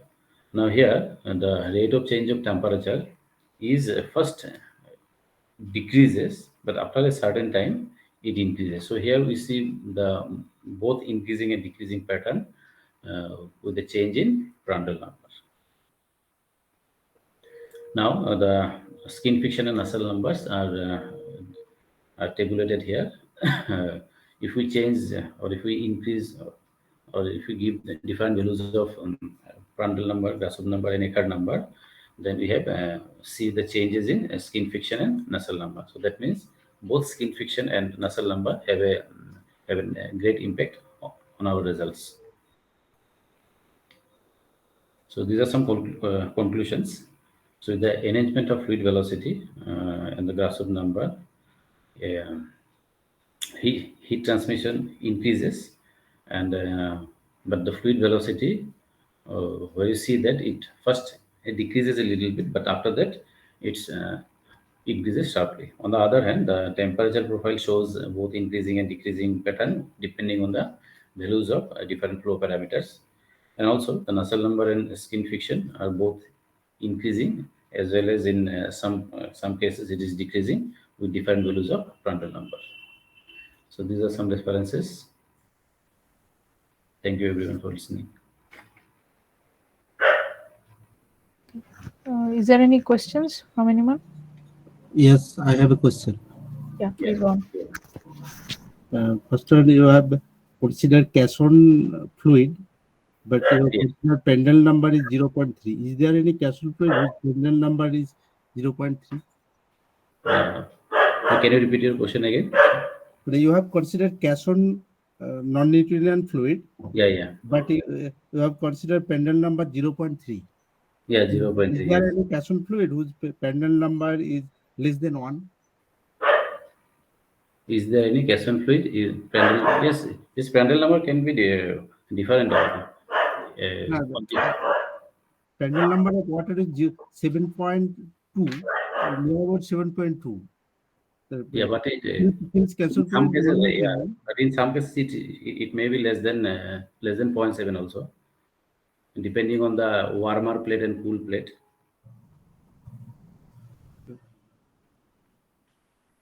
Okay. Okay, thank you.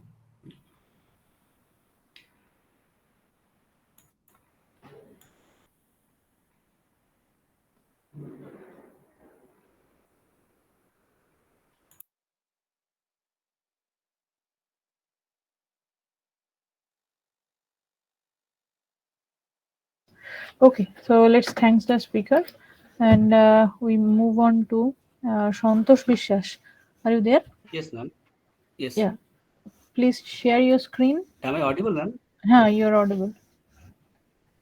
So Santosh will be speaking on the impact of awareness programs by media and treatment of complications of type 2 diabetes. Santosh, please share your screen and start presenting. Ma'am, is it visible? Yes, it is visible. Okay. Good evening, everyone. Myself, Santosh Vishwas, Faculty of Mathematics, Jadavpur University. The title of my presentation is The Impact of Awareness Program by Media and Treatment on Complication of Type 2 Diabetes. These are the outlines of my presentation. According to global diabetes prevalence figure from 2014, 422 million people are living with type 2 diabetes. With the same tendency, diabetic patient expected to rise approximately to 642 million by 2035. The prevalence of type 2 diabetes is rising in low and middle income countries. Although more than 75% of adults with the disease live in developed countries, complications like neuropathy, and neuropathy have a decreasing impact on a patient and a significant burden on the health sector. Diabetic and its complication cause substantial financial damage to people with diabetic and their families. It also includes health system and the burden on the national economy. Diabetes cannot be cured permanently, although knowledge and awareness of individual can delay the prevalence of diabetes. People are informed about the diabetes prevention through media campaigning that emphasize good nutrition, physical activity to minimize their risks of acquiring the disease. Knowledge of awareness on diabetics and management among the patient remains a challenging for stakeholders around the world. Type 2 diabetes is a silent killer and serious public health issues across the world. Though the awareness of diabetes allows understanding the causes and prevention of the disease. With this inspiration, we proposed and analyzed a deterministic model by incorporating awareness and saturated treatment type function response and to study the dynamics of the disease. We consider a population. The population is subdivided into four classes: the susceptible, unaware susceptible SU, aware susceptible SA, type 2 diabetes with complication XC, and type 2 diabetes without complication XW. And we consider a constant rate of is the constant rate of immigration for unaware susceptible human. The unaware susceptible human becomes type 2 diabetes with the rate beta. That means beta is the incident rate of type 2 diabetes. And beta 1, this where beta 1 lies in between 0 to 1, this is a lower incident rate of our susceptible become complication with type 2 diabetes. And we consider a saturated type functional response BUXC by 1 plus gamma UXC. This type of saturated function increasing as increasing with XC, and it goes to its maximum value. When further increasing XC, it becomes always constant. And gamma is the saturated constant, and U is the treatment effect. And B is the rate at which the complication of type 2 diabetes becomes without complication. And next we consider P is the awareness coefficient, or sometimes it's called rate of awareness. That means the unaware susceptible human becomes aware at a rate of P. And M is the media effect. And we also assume that without complication of the people sometimes goes to complication with a rate theta. And D is the natural death rate, and E is the additional death rate due to diabetic present in the system. This system has to be analyzed with the positive initial conditions. And we observe that the system has only one endemic equilibrium point, L star equal to S star U, S star, X star, and X star W. Where S U star equal to this, S star equal to this, and X star is the positive root of this equation, and X W X star equal to this. And we also analyze the local stability analysis around the equilibrium point. And we observe that all eigenvalues are negative or have negative real part. That means the equilibrium point L star is locally asymptotically stable. Next, we apply the optimum control on type 2 diabetes model. The main objective in this study to access the both the complication of type 2 diabetes mellitus patient and financial outcomes by considering time-dependent controls like media control parameter M and treatment control parameter U. Due to the cost of the media awareness, it is always important to find out a strategy in which minimize the prevalence of diabetic patients along associated cost on it and maximize the our suspectable human. And we consider the optimal control like J star equal to this representation where capital A1 and A2 are the measure the cost of intervention of complication of type 2 diabetes and our suspectable human, and A3 and A4 are the cost of intervention of square of treatment control as well as the square of the media control, and Q is the discount rate.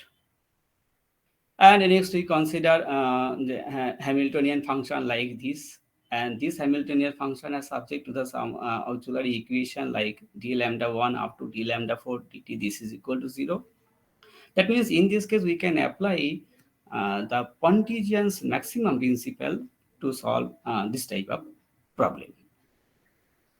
And we get two important theorems like say theorem number 1, there exists an optimal control U star M star belongs to family of U on a fixed interval 0 to Tf such that J U star M star satisfy this relation. And the second one, and we get another optimal control U star M star that minimize the objective function J and given by the expression U star equal to maximum of 0 comma minimum of u bar comma 1 and capital M star equal to maximum of 0 comma minimum of m bar minus 1 m bar comma 1 where u bar equal to this representation, m bar equal to this, and b this and c this. Throughout our numerical simulation, we consider this set of parameter values and we observe that the unsusceptible human and complication of type 2 diabetes as decreases as increasing with time, whereas the our susceptible human and without complication of diabetes is increasing as increasing with time because here awareness is present in this system. Next here these axes represent the complication of type 2 diabetes. M is the media effect, and we observe that when M is a fixed for a particular value fixed, and when time is increases, then the number of complication of type 2 diabetes is decreases. And in this figure, we observe that when the treatment effector U is fixed for a particular value of this, and when time t increases, the complication of type 2 diabetes also decreases as increasing with time. And in this three-dimension figure, here beta is the incident rate of type 2 diabetes. That means when incident rate of type 2 diabetes is increases, then complication of diabetes also increases. Whereas, see here P is the number of awareness program. When the number of awareness program is increases, the complication of type 2 diabetes decreases as increasing with time. And in this figure, 4 figures, so see here the blue line represents without control, and black line represents with media control, pink color represents with treatment control, and green color represents both the control. And we observe that in this figure and this figure, that means the complication of diabetes and unsusceptible human becomes lower when we apply the both type of control. Whereas in these two figures, and we observe that our susceptible human and without complication of diabetes is a maximum value or increasing compared to the other type of control. That means both when we apply the both control, then we get the maximum number of susceptible people as well as without complication of diabetes patient. Uh, that Next, here the cost. We also observe that when we apply the here red color represents the both the control and black dotted line represents without any control.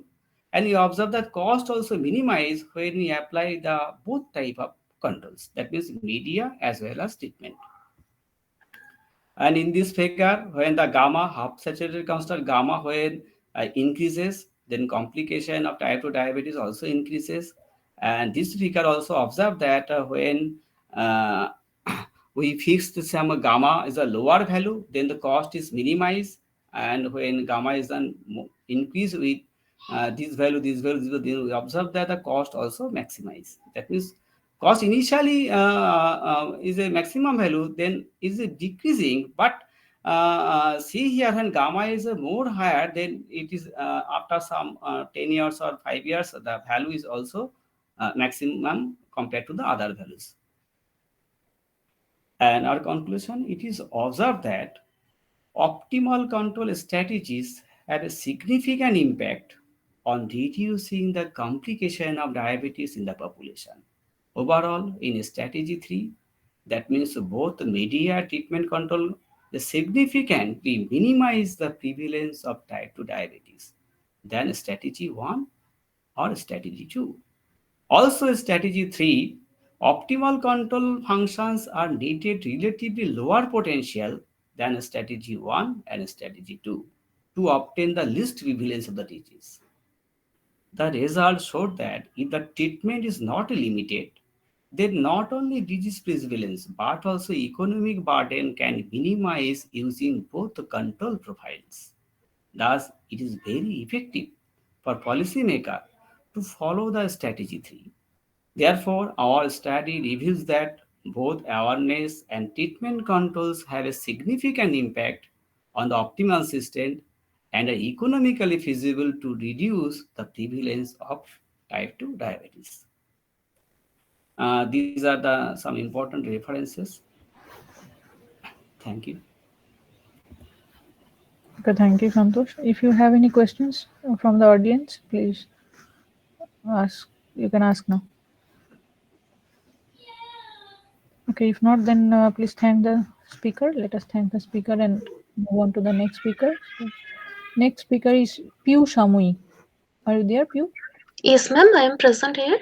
Okay. So Piyu will be speaking on SARS-CoV-2 infection and antiviral effects. So if antiviral effects of 2DG drug, a fractional order optimal control approach. Okay, you can share your screen and start presenting. Ma'am, am I visible? The screen is visible. Okay, ma'am. Good evening, everyone, and welcome to my presentation. Myself, Piyu Shamui, research scholar under supervision of Dr. Jayanto Mondal in Department of Mathematics, Diamond Harbour Women's University. Today, my topic of presentation is SARS-CoV-2 infection and antiviral effects of 2DG drug, a fractional order optimal control study. First and foremost, we will focus on what is SARS-CoV-2 infection and dynamical behaviors of the SARS-CoV-2 during the infection. From the last quarter of the year 2019, the world is enduring a pandemic due to SARS-CoV-2 or COVID-19 infection caused by the deadly virus SARS-CoV-2 or severe acute respiratory syndrome coronavirus 2. SARS-CoV-2 is a progeny of the family Coronaviridae, subfamily of Orthocoronavirinae, and has a single-stranded positive sensed RNA genome. SARS-CoV-2 substantially affected the epithelial cells, especially the type 2 alveolar cells of lungs, which are more vulnerable to angiotensin enzyme 2 or ACO2 receptor of SARS-CoV-2 to enter in the host body. The contagion of SARS-CoV-2 happens through the particles released by sneezing or coughing in the form of droplets or aerosols. Wearing mask, using sanitizer, frequent hand washing, keeping social distancing, etc. are non-pharmaceutical measures to prevent the COVID-19 infection. Besides this, taking available vaccines and antiviral drugs are treated as pharmaceutical measures. 2DG or 2-deoxy-D-glucose is an antiviral drug to treat COVID-19 infection, which is clinically trialed by DRDO under Government of India. It has been exhibited that 2DG drug is effective for the COVID-19 patient to recover quickly. Also, it is effective in reduction to the urgency of supplementary oxygen. It successfully prevents the growth of SARS-CoV-2 through the termination of viral synthesis and energy production. Mathematical modeling of the underlying mechanism of the reciprocity among SARS-CoV-2 variants and intra-host immune response assist to discern effective strategies in controlling COVID-19 infection. In view of the relationships among the host immune system and SARS-CoV-2 variants accompanying the influence of the drug 2DG, we established a compartmental ODE model as follows. Follows the system 1. Here, the target cell limited mathematical model contains four populations, namely ES, which is susceptible epithelial cells, EI stands for infected epithelial cells, A representing host immune response, and V stands for SARS-CoV-2 variants. Here, pi1 is the constant recruitment of susceptible epithelial cells in the system. SARS-CoV-2 infects the susceptible epithelial cells at the rate beta, and it agitates the T cells to expand. The expansion of T cells is saturated by the function 1 plus kV, where K is half saturation constant. The replication of SARS-CoV-2 happens at the rate P, and and infected cells are wiped out from the system at the rate mu2 due to cytolytic effects of immune response. Cytokines triggers the host immunity to produce uh, virion-specific antibodies at the constant rate pi2. SARS-CoV-2 has the innate immunity suppressing attribute, which is presented in the functional form theta beta ESVA by 1 plus kV, where theta denotes the pathogenicity of SARS-CoV-2. The efficiency of a host immune response fades away from the host body at the rate mu3. The destruction of the virions by host immune response is stated through the functional form QEI by eta plus V, where eta denotes the half maximal constant and Q stands for the destruction of SARS-CoV-2 virions through the host immune response. Here epsilon 1 and epsilon 2 stands for the efficacy of drug 2DG in blocking transmission of COVID-19 infection, and the efficacy of the drug 2DG in blocking production of new virions respectively. When epsilon 1 equal to epsilon 2 equal to 0, then there would be no antiviral drug effect, and when epsilon 1 equal to epsilon 2 equal to 1, it represents 100% drug efficacy. Here all the state variables and the model parameters are non-negative. To deal with some special epidemic behaviors like memory, hereditary properties, etc., and to obtain sufficient accurate results from the real data of a disease outbreak, fractional order model would be more adequate than its integer order counterpart. Capital fractional derivative operator is widely used in study of real phenomena. Here, by using left caputo fractional derivative of order alpha, where 0 less alpha lesser equal to 1, denoted by dt alpha, our proposed epidemic system 1 would be converted into the following fractional system. Here it is noticeable that when the immunological memory alpha equal to 1, the system 2 shrinks to the system 1. This is the non-negative initial conditions which we take to formulate the model. This is the table of parameters and their values, some of which are taken from valid sources and rest are estimated for numerical study. The fractional system 2 of differentiation order alpha together with non-negative initial condition could be written as the system 4. Applying the theorem 1 and corollary 1, it could be found that all the solution trajectories of the fractional system are non-negative for any time t belongs to closed T0 open infinity. Again, it could be concluded that all the solution trajectories are uniformly bounded in the feasible region omega, which are initiated from R plus. With the help of theorem 2 and theorem 3, after some algebraic conclusion, we found that the initial value problem 4 exhibits unique solution on the interval close T0 open infinity cross R4 R plus, which proves the local existence of the solution. According to Theorem 4, the global existence and uniqueness of the solution of the IVP4 would be ensured on the interval close 0 open infinity. The fractional order system 2 exhibits two steady states. One is disease-free equilibrium and which always exists in the system, and the other is endemic equilibrium, whose components are computed as follows. Next, we study the local asymptotic stability of the fractional order system around the disease-free equilibrium. In this regard, we compute the Jacobian matrix of the system around the disease-free equilibrium, and we found that the eigenvalues of the Jacobian matrix are minus mu1, minus mu2, minus mu3, and minus mu4, which are strictly negative. Then using theorem 5, we observe that mod of argument of lambda I equal to pi greater than pi alpha by 2, where lambda I are eigenvalues. This indicates that the system is locally asymptotically stable and the locally asymptotically stable around the disease-free equilibrium. Again, we compute the Jacobian matrix of the fractional order system around the endemic equilibrium. Next, we compute the discriminant of the characteristics equation of the above Jacobian matrix. After that, with the help of proposition 1 and proposition 2, we conclude that the fractional order system 2 is locally asymptotically stable around the endemic equilibrium.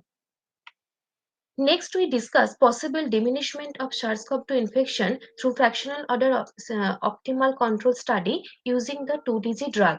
The drug 2DG is mainly prescribed to human host for the purpose of turning on the host immune system to mediate the turn on the host immune system and to mediate in stimulating the epithelial cells proliferation in a controlled manner.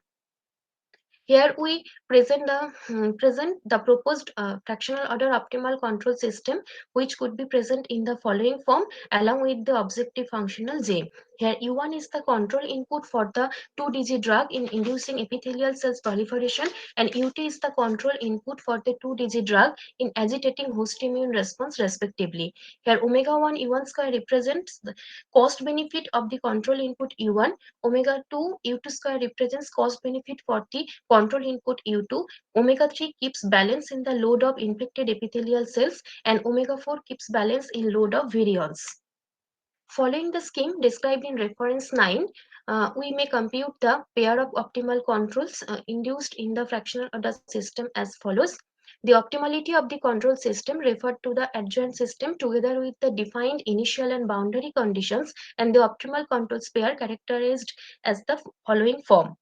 The above optimal system reveals that it is required to keep the human host immune system strong enough to control the SARS-CoV-2 infection, which is possible if susceptible epithelial cells proliferation would be high. Implementation of the drug 2DG benefits to lessen the level of infected epithelial cells and the loads of virions in the host body. Now, figure 1 describes the dynamical behaviors of the system 2 varying memory effect alpha. It is observed that the stability of the system stability of the solution trajectories of the system exhibits periodic nature for alpha equal to 1, and when alpha equal to 0.9 or 0.8, then the system converges to its endemic steady state. Figure 2 shows the dynamical behaviors of the system, and it shows that for increased immune destruction rate Q using immunological memory enables to control the infection. Figure 3 displays phase portraits of the fractional order system in spaces ES, EIV, and EIAV respectively for varying memory effect alpha. This figure shows that infection level could be monitored through immunological memory of healthy immune system. In figure 4 and in figure 5, the efficacy of the 2DG drug in prohibiting the transmission of the infection and replication of SARS-CoV-2 has been observed. In figure 6 and figure 7, varying the weightage of the drug 2DG, it is observed that if the weightage of the drug input increases, it agitates the host immune system in a regular manner. Next we come to the conclusion of our study. Complex multiscale reciprocity among epithelial cells, host immune response, and SARS-CoV-2 viral particles at micro level for the newly emerged COVID-19 infection is presented here through a four-dimensional deterministic cell-limited model. We studied that our proposed system executes positive, uniformly bounded, and unique solutions, which exist both locally and globally uniquely. The system exhibits two steady states. One is disease-free equilibrium and another is endemic equilibrium. And the fractional order system is locally asymptotically stable around both the disease-free equilibrium and endemic equilibrium. We numerically study the model based on real data of Germany and some estimated data.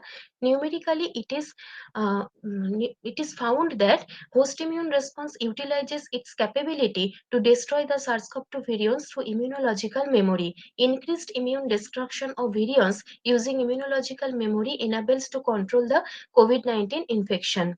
Varying the weightage of the drug 2DG, it is observed that the weightage of the drug input increases as it agitates the host immune response in a regular manner. The healthy increase of immunity via antiviral effects of the drug 2DG works as a stimulant in proliferation of the epithelial cells. These findings will assist the health policy makers for better administration of the drug 2DG in prevention and control of the SARS-CoV-2 infection on a global basis.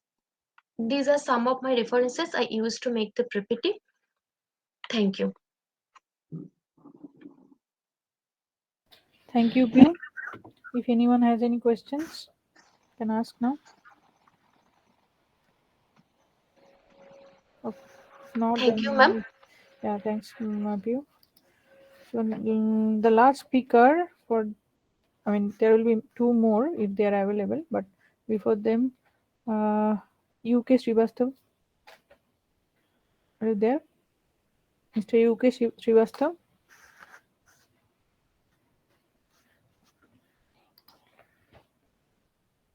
UK Srivastav, are you there? Please unmute yourself if you are there.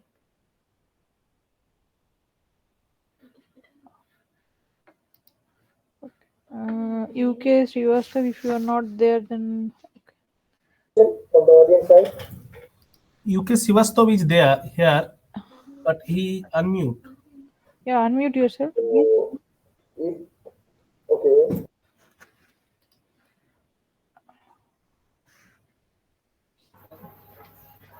Hello. Hello. Yeah. Yes. Okay, I am online. Yep. Okay. So, please go ahead and share your screen and present your Yes. work. Yeah. So, Mr. Srivastava will speak on analytical study of normal classes of operators. Operators. Yes. Yeah. Please share your screen and you can present now. Yes. ये बोलना शुरू करें हम यहाँ से. Yes. Hello. My voice is going on. Yes. Your voice is clear. Please share the screen. Yes. Now, good evening to everybody. I myself, Dr. UK Srivastava, having DSC award in mathematics, faculty member of University Department of Mathematics, BRA VU Muzaffarpur, Bihar, India. Now, today consider it a matter of pleasure and proud privilege of having this opportunity of addressing such a dignitary persons, a cluster, a learned gathering, a galaxy of most highly learned persons. And I am highly obliged to Dr. Abhishek Adhikari, sir, Secretary MBIC, to invite me on this 16th international conference organized with the help of Sweden, Japan, and USA. So I am proud of it. First of all, before presenting my research paper, I remember and provide humble regards to memorable, remarkable late Professor Mahim Ranjan Adhikari sir, who drawn my kind attention towards research field when I met with him first time in Indian Science Congress conference in Hyderabad in 2006 with the help of Professor Bhola Iswar, scientist professor of mathematics. Today I am present in front of you all with the blessings and guidance of late Professor Adhikari sir. Now, my research paper is analytical study of non-normal classes of operators, and co-authors are also in the screen. Abstract of my paper is, this paper presents the study of non-normal classes of operators, in which we discuss about quasi-normal, subnormal, hyponormal, semi-normal, paranormal, that is class of n, operators of class nk, and normaloid operators. Now here it is proved in this paper that normal operator is a subset of quasi-normal operator, is a subset of subnormal operator, and subset of hypernormal operator, and operators of class n is a subset of operators of class nk, is a subset of normaloid operators.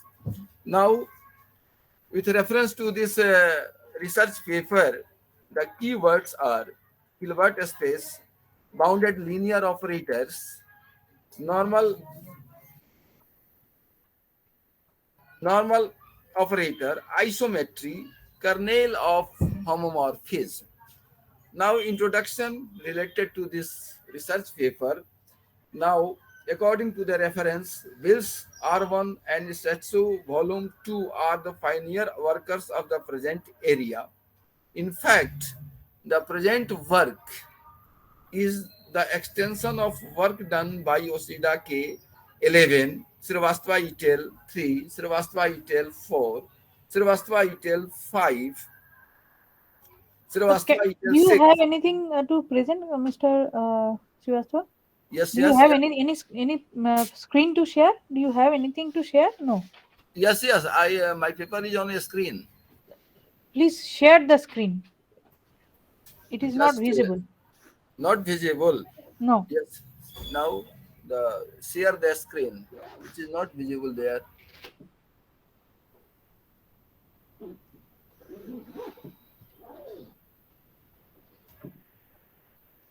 Yes. Now is it visible? It is visible. No. No. Mhm. Just paper is on the screen on laptop. But from Google Meet, you have to share the screen. That screen. Google Meet.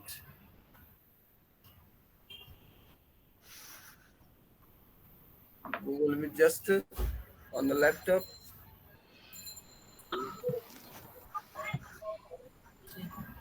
Yes, it is visible. Not yet. No, no visible. Sir, are you using Chrome or Firefox? Chrome. Yes, in Chrome. You open the Chrome and see there is an upside arrow towards the bottom of the screen. Open the Chrome.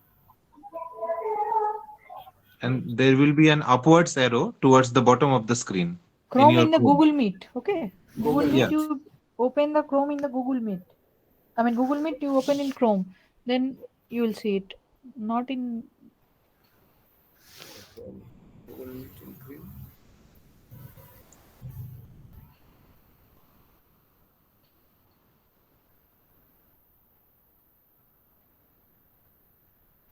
My So voice is in Chrome, can you see a screen where your face is also showing among others? among others.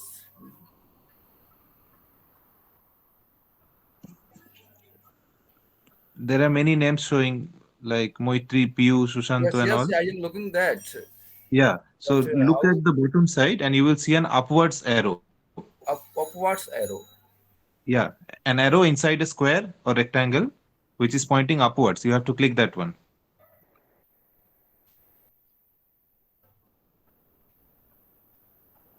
Now I am.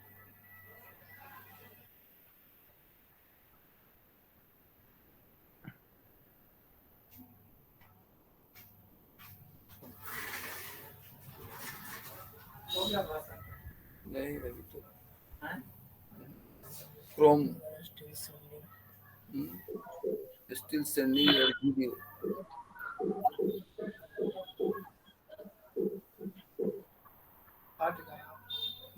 No, हटे नहीं.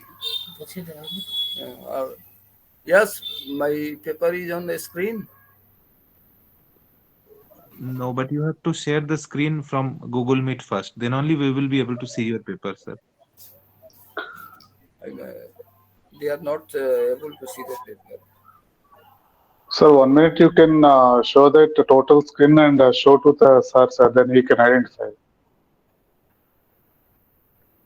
So because entire screen, if you show, just check it, sir. Once I will show you that entire screen. I will share, then you can identify that. Yeah, that might help. That might help. Yeah, I will share entire screen. Then I will show you, sir. Sir, Shiva, sir, just check it in the entire screen. Is after in the bottom of side, third option is there, na? Third option. The square box is third option. After call, mobile symbol is there, na? Call symbol. Then 3 dots are there. Then three dots. After 3 dots, you have one arrow button is the up arrow in the square box. Third one. Blue color is there, na? Blue color. Shows. Yeah, that one only. That one only, sir. That one only. So just check it. I'll show you that. Check it once. This one is the option. You have to share. I will stop that. Then you can share it once again.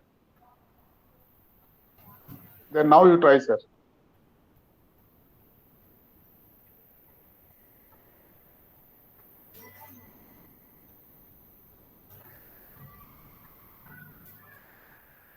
Did you identify that arrow box, sir? Yes.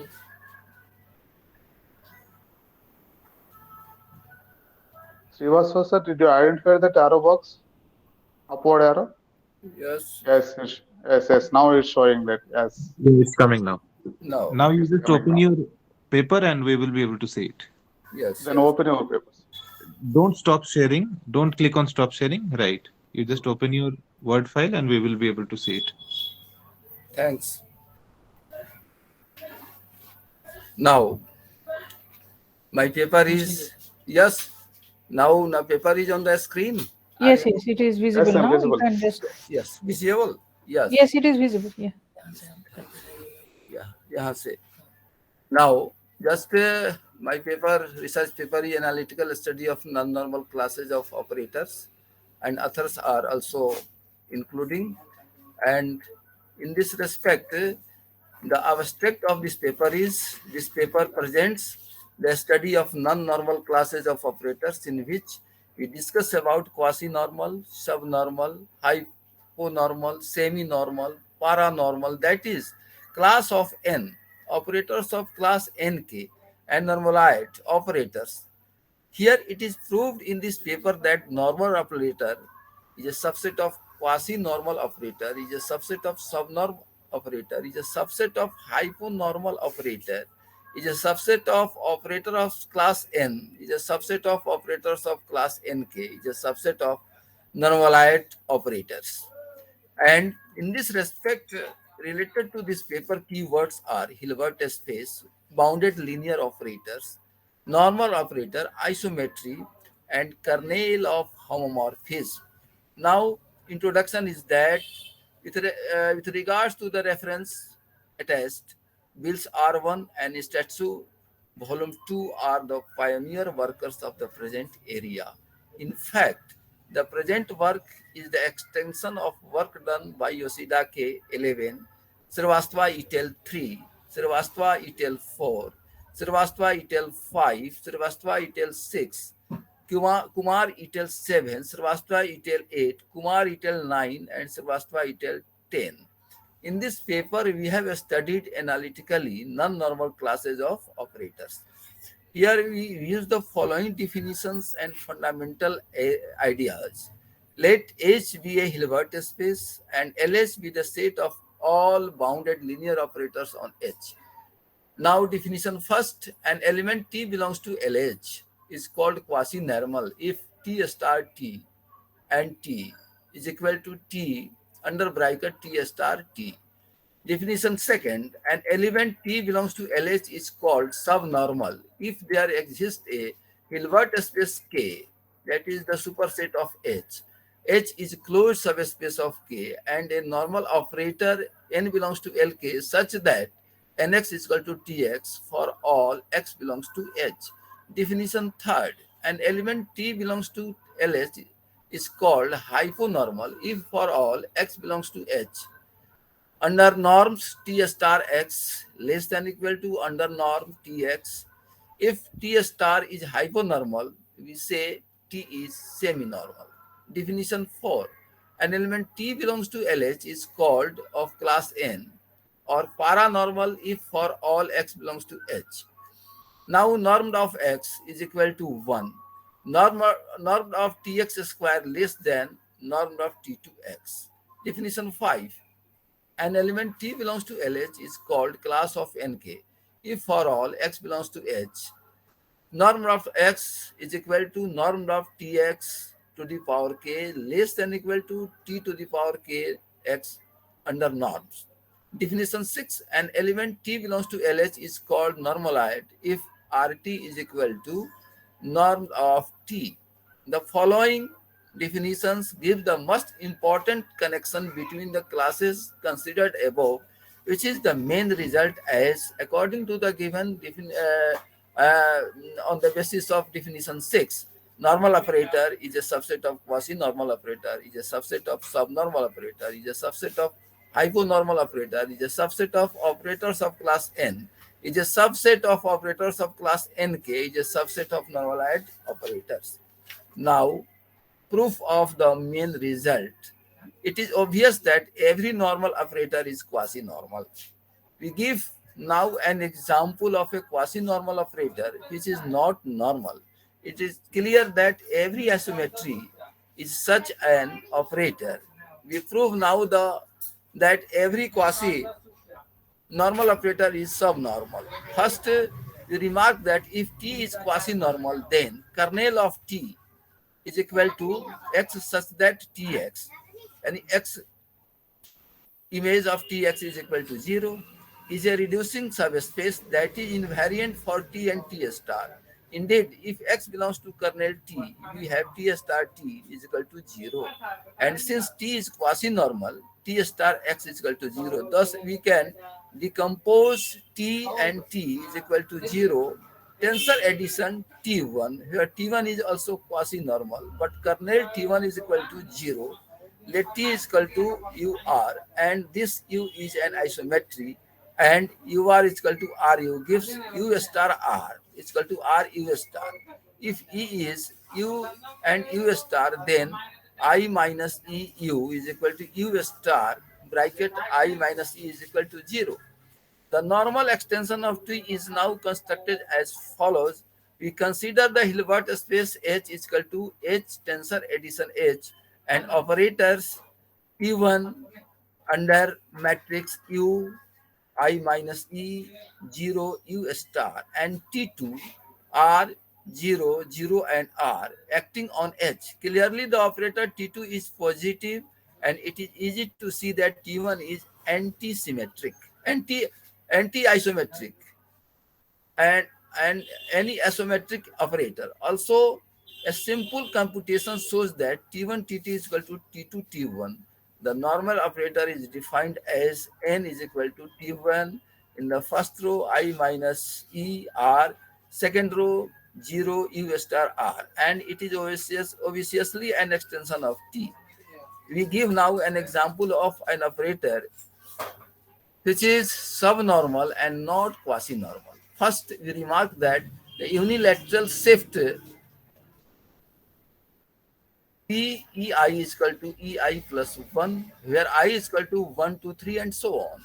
On the space L2 plus and under curly bracket x such that sigma I is equal to 0 to infinite mod xi square less than infinity is subnormal. Indeed, we consider the space L2 is equal to under curly bracket x such that sigma notation I is equal to 0 to infinity mod xi square less than infinity, and the bilateral shift T EI is equal to EI I plus 1, I is equal to minus 1, 0, 1, 2, and so on, which is unitary and it is an extension of T. It is also obvious that if T is subnormal, then T plus Z is also subnormal for all Z. We prove now the every subnormal operators is hyponormal. Indeed, if P is the projection P such that K to H, then we have for all xy belongs to H. Sequence T star xy is equal to sequence x ty is equal to sequence x ny is equal to sequence n star xy is equal to sequence n star x py is equal to sequence p n star x y, and thus the operator p n star has h and an invariant subspace. Thus t star x is equal to p n star x. We obtain that norm of t star x is equal to p n star x norm is less than equal to norm of n star x is equal to norm of nx is equal to norm of tx, and the assertion is proved. We give now an example of an operator which is hyponormal and not subnormal. First, we give a necessary condition of subnormality of an operator. If T belongs to LH is subnormal, then for any x0, x1, xn belongs to H, sigma sequence TIXJ or TJXI. This is also under sequence CJ star and CI, that is non-negativity, that is positive, where sequence CJ are the complex numbers. Indeed, for T is subnormal, we have norm of n star xj to the power j, that is a square, norm of a square, and sequence n star j xj and sigma n star j xj. This is equal to double sigma j and 1 sigma I sequence n star j xj and n star I xj under sequence is this is equal to sigma j sigma I under sequence n power I n star j xj xi. This is equal to sequence j sequence I under sigma j and sigma I under sequence n star n on xj xj xi. This is equal to, and this is calculation is convert into sigma j sigma I under sequence nxj nxi. This is equal to sigma j sigma I under a sequence txj and txi. And if we consider, xi is equal to ci xi and xi on, that is complementation, we obtain the assertion. We now on any separable Hilbert space with the orthonormal basis, orthonormal basis, under sequence ei to infinity j is equal to 1, we consider the operator where under sequence alpha I is a bounded sequence of complex numbers. This Dr. Srivastava, I'm sorry to interrupt you. Can you please yes, make yes, it little quick because the time is already up and yes, two yes, more speakers are waiting. yes. Time is not there. No, actually, not much. Therefore, I mean, already I the time is up. You have actually you had 12 minutes to finish, yes, but yes. already How more much time than left? 15. It is more than 12 minutes already. It has been 20 minutes almost. So Just then I am coming to the main result. yeah, you should please just conclude if possible. Yeah. Thank you. Therefore, I am coming to the main result. And under the different mathematical calculations, my main result is such as, and this is given in the last page before the acknowledgement and the references, and this is such as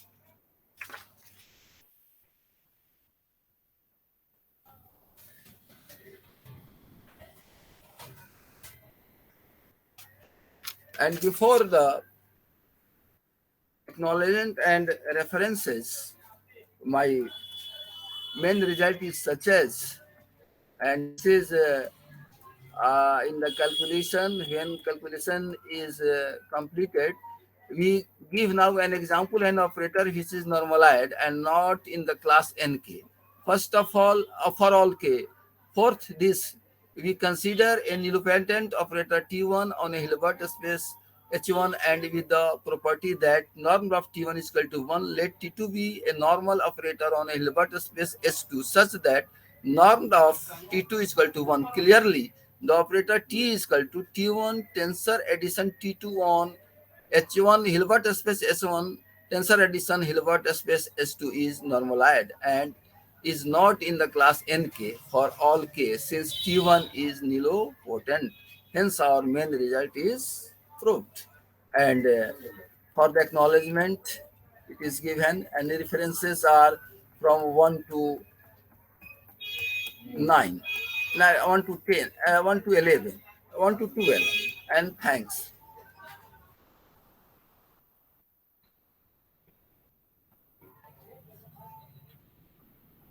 Is there any question from the audience?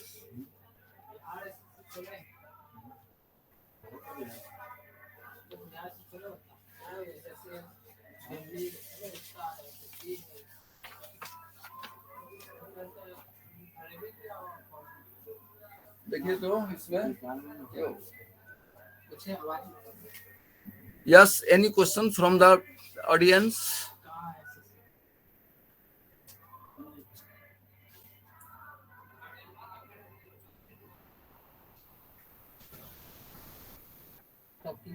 Okay, thank you. Yes, any question? Yeah, if there is any questions, anyone can ask. Yes. Okay, I don't think there is any other questions. So thank you, Dr. Srivastava. Yes. So now, Yes. so who, Satya, are you present there? Satya, are you there? Now, next author. Yeah. Yes. Satya, are you there? Satyaranjan Pradhani, are you there? Okay, I don't think so. Audible, ma'am? Yeah, now you are audible. Yeah. Yeah, please share your screen and you can start presenting.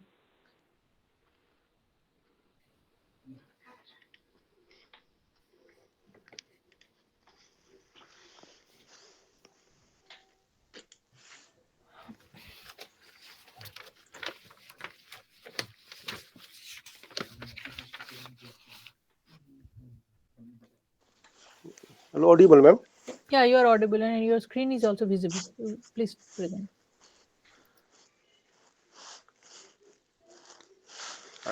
Very good evening to all of you. Myself, Satyaranjan Pradhani, a research scholar of Baba Rahib Singh Bhimrao Vaishnav University, Muzaffarpur. My topic is study of couple stress fluids on thermal stability. And introduction. The stability of a dynamical system is closest to all real life in the sense that realization of a dynamical system depend upon its stability. Right from the conceptualization of turbulence, instability of fluid flow is being regarded at its root. A detailed account of the theoretical and experimental study of the onset of thermal instability in a fluid layer under varying assumption of hydrodynamics has been discussed detailed by Chandrasekhar in 1991.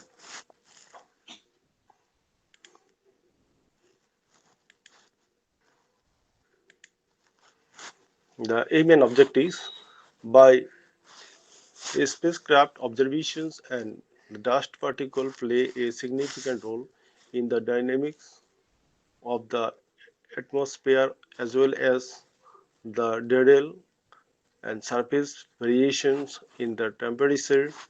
Further, environmental pollution is the main cause of the dust to enter the human body. The metal dust which filter into the blood stream of those working near furnace causes extensive damage to the chromosome, and genetic mutations so observed are likely to breed cancer and malnutrition in the coming pregnancy. It is essential, therefore, to study the presence of dust particles in the astrophysical situations and fluid flow. The basic equations and mathematical formulation of the problem. The basic equation and mathematical formulation of the problem consider a static in the which in incompressible stock couple stress fluid layer thickness d is arranged confined between two infinite horizontal planes situated at z is equal to 0 and z equals to d, which is acted upon by a vertical magnetic fluid h is equal to 0 and 0h, where h is constant, and uniform rotation omega 0 omega, and variable gravity field g 0 minus g. The particles are assumed to be non-conducting. The fluid layer is heated from below, leading to an adverse temperature gradient. Beta equals to T naught minus T1, where T naught and T1 are the constant temperatures of the lower and upper boundaries, which lowers and upper boundaries with T naught is greater than T1. If we take P with the pressure and rho with the density and T the temperature and alpha thermal coefficient of expansion and V kinematic velocity, viscosity, mu1 couple stress viscosity, and Kr thermal diffusivity, and Q U V W velocity of the fluid, and Q xt denote the velocity, and xt denote the number of density of particles, and k equals to 6 pi mu and nu, where nu is radius of the particle and mu is a constant, and x bar equals x, y, z. Then the equation of motion, continuity, and heat conduction of couple stress in hydrodynamics are equation from 1 to 4. The equation of state for the fluid is P equals to rho naught 1 minus alpha into T minus T naught, where alpha the coefficient of thermal expansion and the suffix 0 refers to value of the reference level Z to 0. Assume uniform particle size, spherical shape, and small relative velocity between the fluid and particles. The presence of particles add an extra force term proportional to the velocity difference between particle and fluid appears in equation of motion 1.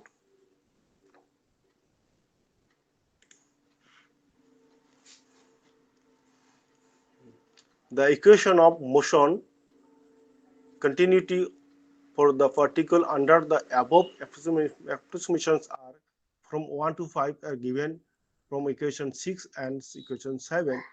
Here Nm is present the mass of the particle per unit volume, and Cnu and Cpt denote the heat capacity of the fluid at constant volume and the heat capacity of the particle, assuming that the particles and fluids are thermal equilibrium.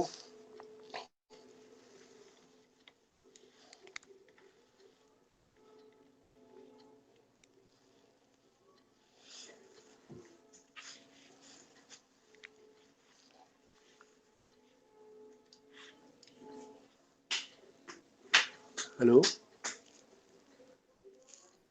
am I Hello, audible, ma'am? Satya. Now you're audible. Yes. Please go on.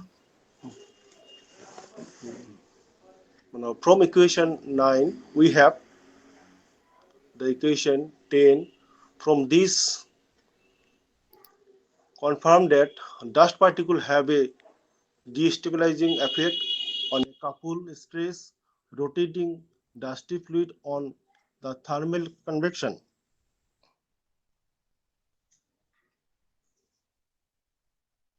dr1 by f1 1 plus x whole to by 4 by x b square by ta1 1 plus x by f1 into 1 plus x plus 1 and 1 plus x whole square plus qa1 ta1 is the rotation f1 which has the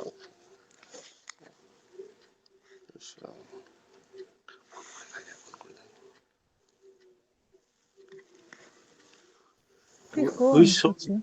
Please. You should be little quick, please. Yeah. hello. Yeah, you're audible. You are audible absolutely. You just make it little quick.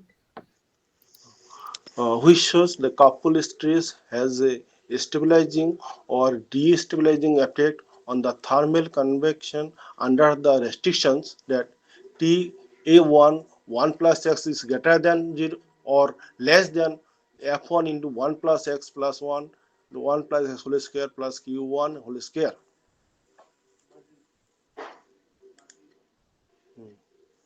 Now the discussion on numerical competitions. So I have just simply shown the graph.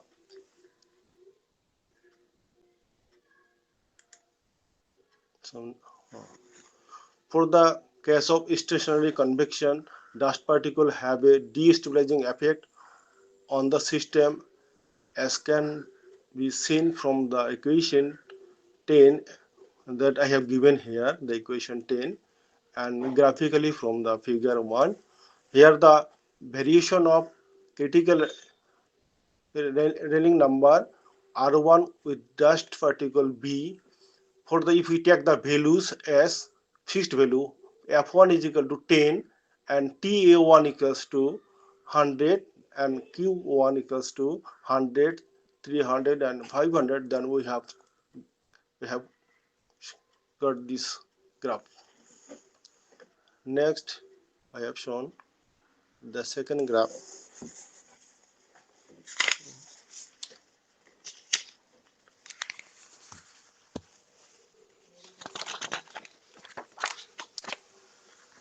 The couple The couple stress has stabilizing and destabilizing effect on the system for the permeable values of various parameters which can be seen from the equation 11. In the absence of rotation, couple stress clearly has a destabilizing effect on the system as can be seen from the equation 12 as derived from Sharma and Sharma. The critical rallying number R1 increase with increase in rotation parameter T1, which shows that rotation has a stabilizing effect on the system whenever the critical rallying number R1 is plotted against the rotation of parameter TA1 for fixed values F1. F1 is the couple stress and B the particle 20 Q1 the magnetic field 100 400 and 700. Then we can get this graph as shown in figure 2. Next,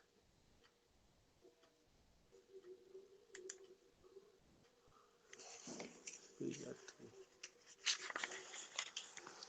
3. For the case of stationary convection, the rotation has a stabilizing effect on the system as can be seen from the equation 13, and graphically from figure 2 and 3 we can have the equation dr1 by da1 1 plus x whole square xb f1 into 1 plus x plus 1 into 1 plus x whole square minus q1. And if we, the variation of critical rallying number is r1 with the rotation ta1, the fixed values f1 is equal to 10 and q1 is equal to 100 and b is equal to 5, 10 and 15, then we can get the graph 3. Again, my conclusion is that in this paper, the combined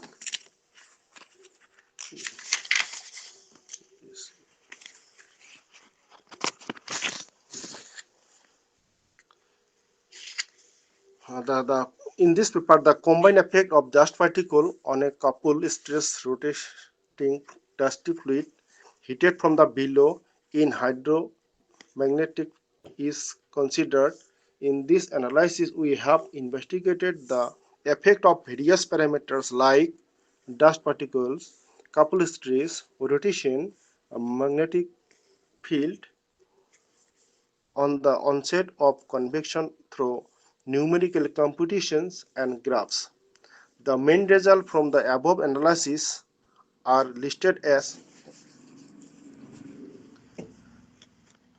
the number 1, the dust particle have destabilizing effect on a couple stress rotating dusty fluid on the thermal convection. The number 2, couple stress has a stabilizing or destabilizing effect on the thermal convection under the restrictions of permissible values of various parameters. And number 3, the rotation has a stabilizing effect on the thermal convection of dusty couple stress rotating fluid. And number 4, magnetic field has a stabilizing and destabilizing effect on the system for the permissible values of various parameters. And in absence of rotation, magnetic field has a stabilizing effect on a couple stress rotating dusty fluid on a thermal convection. And my references are these, my references from 1 to 9. And thank you.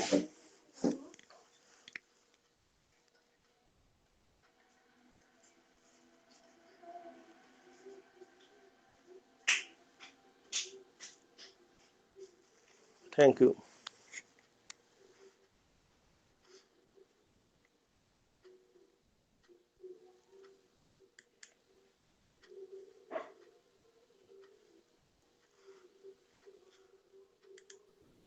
Okay.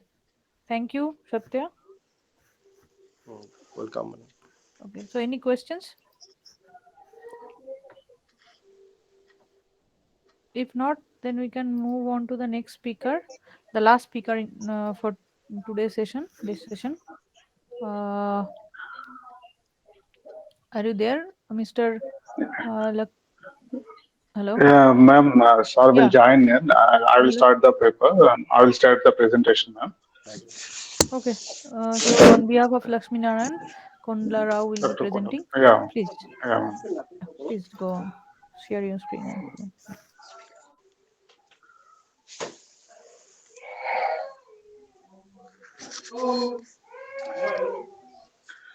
Is it visible, ma'am? Screen is visible. Yes. This today's title of this research article is a mathematical approaches to study the concentration of postculture oral administration. That paper prepared by my professor Dr. Lakshman sir, Dr. Lakshman Garu, professor of mathematics, Vidyajyoti Institute of Technology, Hyderabad, and with the help of Sivaram Krishna Reddy and me. An abstract of this paper is in this presentation, present investigation, the concentration of postulated was studied by three compartmental model. The model is characterized by a system of three nonlinear arbitrary differential equations. The eigenvalues and the Laplace transformation method, Laplace transform methods were used to solve the system of equations. Phosphochloride 1.5 mg was given as a single oral dose. Then the plasma concentrations were measured over a period of 24 hours. The transfer coefficients were measured from phosphochloride A concentrations using the method of residuals and the variation of phosphochloride A concentration. Time curves plotted using MATLAB. In this model, we consider so exhaustion is from the blood and internal fluid compartments. Some keywords. Introduction of this one, postchloroidine A appears to be rapidly absorbed from the gastrointestinal tract. Thus, maximal marked glycoside activity was found in peripheral venous blood 30 minutes after a single oral dose. However, the several studies have shown that the oral availability of postchloroidine is low. This may be due in the part of the inactivation of acidic gastric juice, but there is also reason to believe that phosphochloride is a large inactivated by metabolism. Phosphochloride undergoes first inactivation in the instantial wall, and recreation can contribute to the amounts of active glycosid that reach the systematic circulation. In this present study, we obtain the absorption of phosphochloride in blood compartment, instantial fluid compartment, and cells compartment. After oral intake of the drug, glycoside activity in simultaneous samples of portal and peripheral various blood was taken and applied in the into our three compartmental model mathematical model, three compartmental mathematical model. In the present model, we consider three compartmental open model in which the first compartment, that is central compartment, is identified, which the blood and organs heavily supplied with blood like heart, liver, or kidney is connected to the second compartment like tissue compartment. Describes, for example, tissue are more generally the part of the body which is not heavily supplied with the blood, and the third compartment like deep tissue containing such poorly perfused tissue as bone and fat as shown in the figure 2.1 in the next slide. A single dosage of the drug flow via must rapidly to the central compartment, less rapidly to the tissue compartment, and very slowly to the deep tissue compartment. The deep tissue compartment may also represent tightly bound drug in the tissues. Let be the initial amount of the drug doses. The compartment, the mathematical structure of the three compartment system describing the drug concentration is given by the set of ordinary differential equations as follows by equation 1. And the general scheme of the three compartmental model is X2 is tissue, X1 is the central tissue, central compartment, and X2 is the tissue, and X3 is the deep tissue. And this three compartmental model.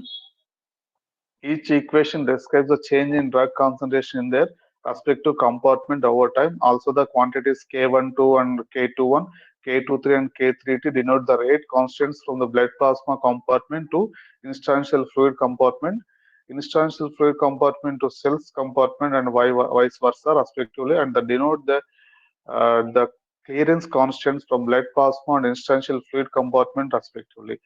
In matrix notation of the mathematical model, we have dx by dt equal to kx, where x is the given in the equation 3, x and k is the Jacobian matrix. So the Laplace transform of Laplace transform is an integral transform where the linear operator L of f of t transform function f of t with the t belongs to R from the domain to function f with s belongs to complex number in a image domain. The advantage of this transformation is that differentiation and integration in the time domain corresponds to simple algebraic operations in the image domain. Applying the Laplace transformations to equation 4 gives that this Laplace transform of x dash of t will get us Laplace transform of s into Laplace transform of x of t equal to x of 0, where L of s is given by 5, and we solve the system of equations by Cramer's rule, and the solution of the given by in equation 6, lambda 1 plus lambda 2 lambda 3 equal to given in that k10 plus k12 plus k13 plus k21 plus k31. Similarly, to calculate the solutions of the central compartment x2 of t, tissue compartment central compartment x1 of t, tissue compartment x2 of t, and deep tissue x3 of t, we substitute the vector of x of 0 into the first column, second column, and third column of the matrix L of s, and denote the resulting matrices by L1 of s, L2 of s, and L3 of s respectively. The quotient from the Cramer's rule we get from equation 7, L of x1 of t, Laplace transform of x2 of t, Laplace transform of x3 of t. And now from 7 and 8, the Laplace back transformation, that is inverse Laplace transformation given by 8, 9, 10, that is x1 of t, x2 central compartment, tissue, and deep tissue, we get by equation 8, 9, 10, because the order of numerator polynomial is smaller than the order of the denominator polynomial and the denominator has distinct roots, we could apply Heaviside theorem. Heaviside theorem is let P of s equal to summation of phi equal to 0 to n ai of s, and Q of s equal to summation of phi equal to 0 to m bi of s power I be the polynomial with s belongs to c. Further, let n less than m and Q of s has distinct roots, lambda I for I equal to 1 to m. Then we get L inverse of inverse Laplace transform of P of s by Q of s. From equation 9 and 10, the derivative of denominator polynomials is q dash of s, and therefore q dash of minus lambda will get here. Hence, we obtain the solution for the central compartment and peripheral compartment for PO case. We'll get x1 of t from 12 and x2 of t from 13, equation 13. Equation 11 gives the solution of absorption compartment by 14, x3 of t equal to, we get and by using the characteristics of the following subjects, K. Anderson et al. We have that we take that from the paper, some other journals. We get some clinical results. Based on that, we verified that subject-wise observed and calculated prostaglandin concentrations after oral administration in blood plasma compartment. The three-compartment mathematical model parameters. Figure 3.1. Given the prostaglandin concentrations, time profiles of blood plasma compartment left. The interstitial fluid compartment in middle one, and the cells compartment right in the subject in after oral administration. Figure 3.2 also, like that concentrations, time profiles of blood plasma compartment. First one is blood plasma compartment, and the interstitial fluid compartment is middle one, and the cells compartment is right one, last one. Similarly, we discussed that based on the results we have, and the conclusion of this model is in this present investigation, we formulated a three-compartmental model using a completed coupled ordinary differential equation. The results obtained from our model are coincides with the clinical data with the RMSE is less than 0.2, table 3.5, which is considered as an efficient model for the data. We observe that our model gives more accurate results. That the solutions curves for the clinical data and model were drawn using MATLAB, and it was observed that the results were almost coincides. So we can predict some serum prostaglandin concentrations in interstitial fluid and cell compartments for any given time using our model. Some of our references from these references we took some clinical data and we fit the model. Thank you very much.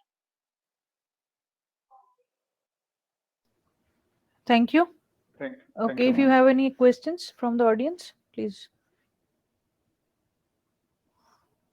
Okay, so you can stop sharing your screen. So I think we have concluded. Everyone has presented. So from my side, a big thank you to all of you for presenting your work. And Thank you very much, ma'am. yeah, we have come to the closure of this. Finally, I want to convey the thanks to Abhishek Adhikari sir. Thank you very much, sir, for giving the opportunity. Yeah. So All speakers are requested to join the main session.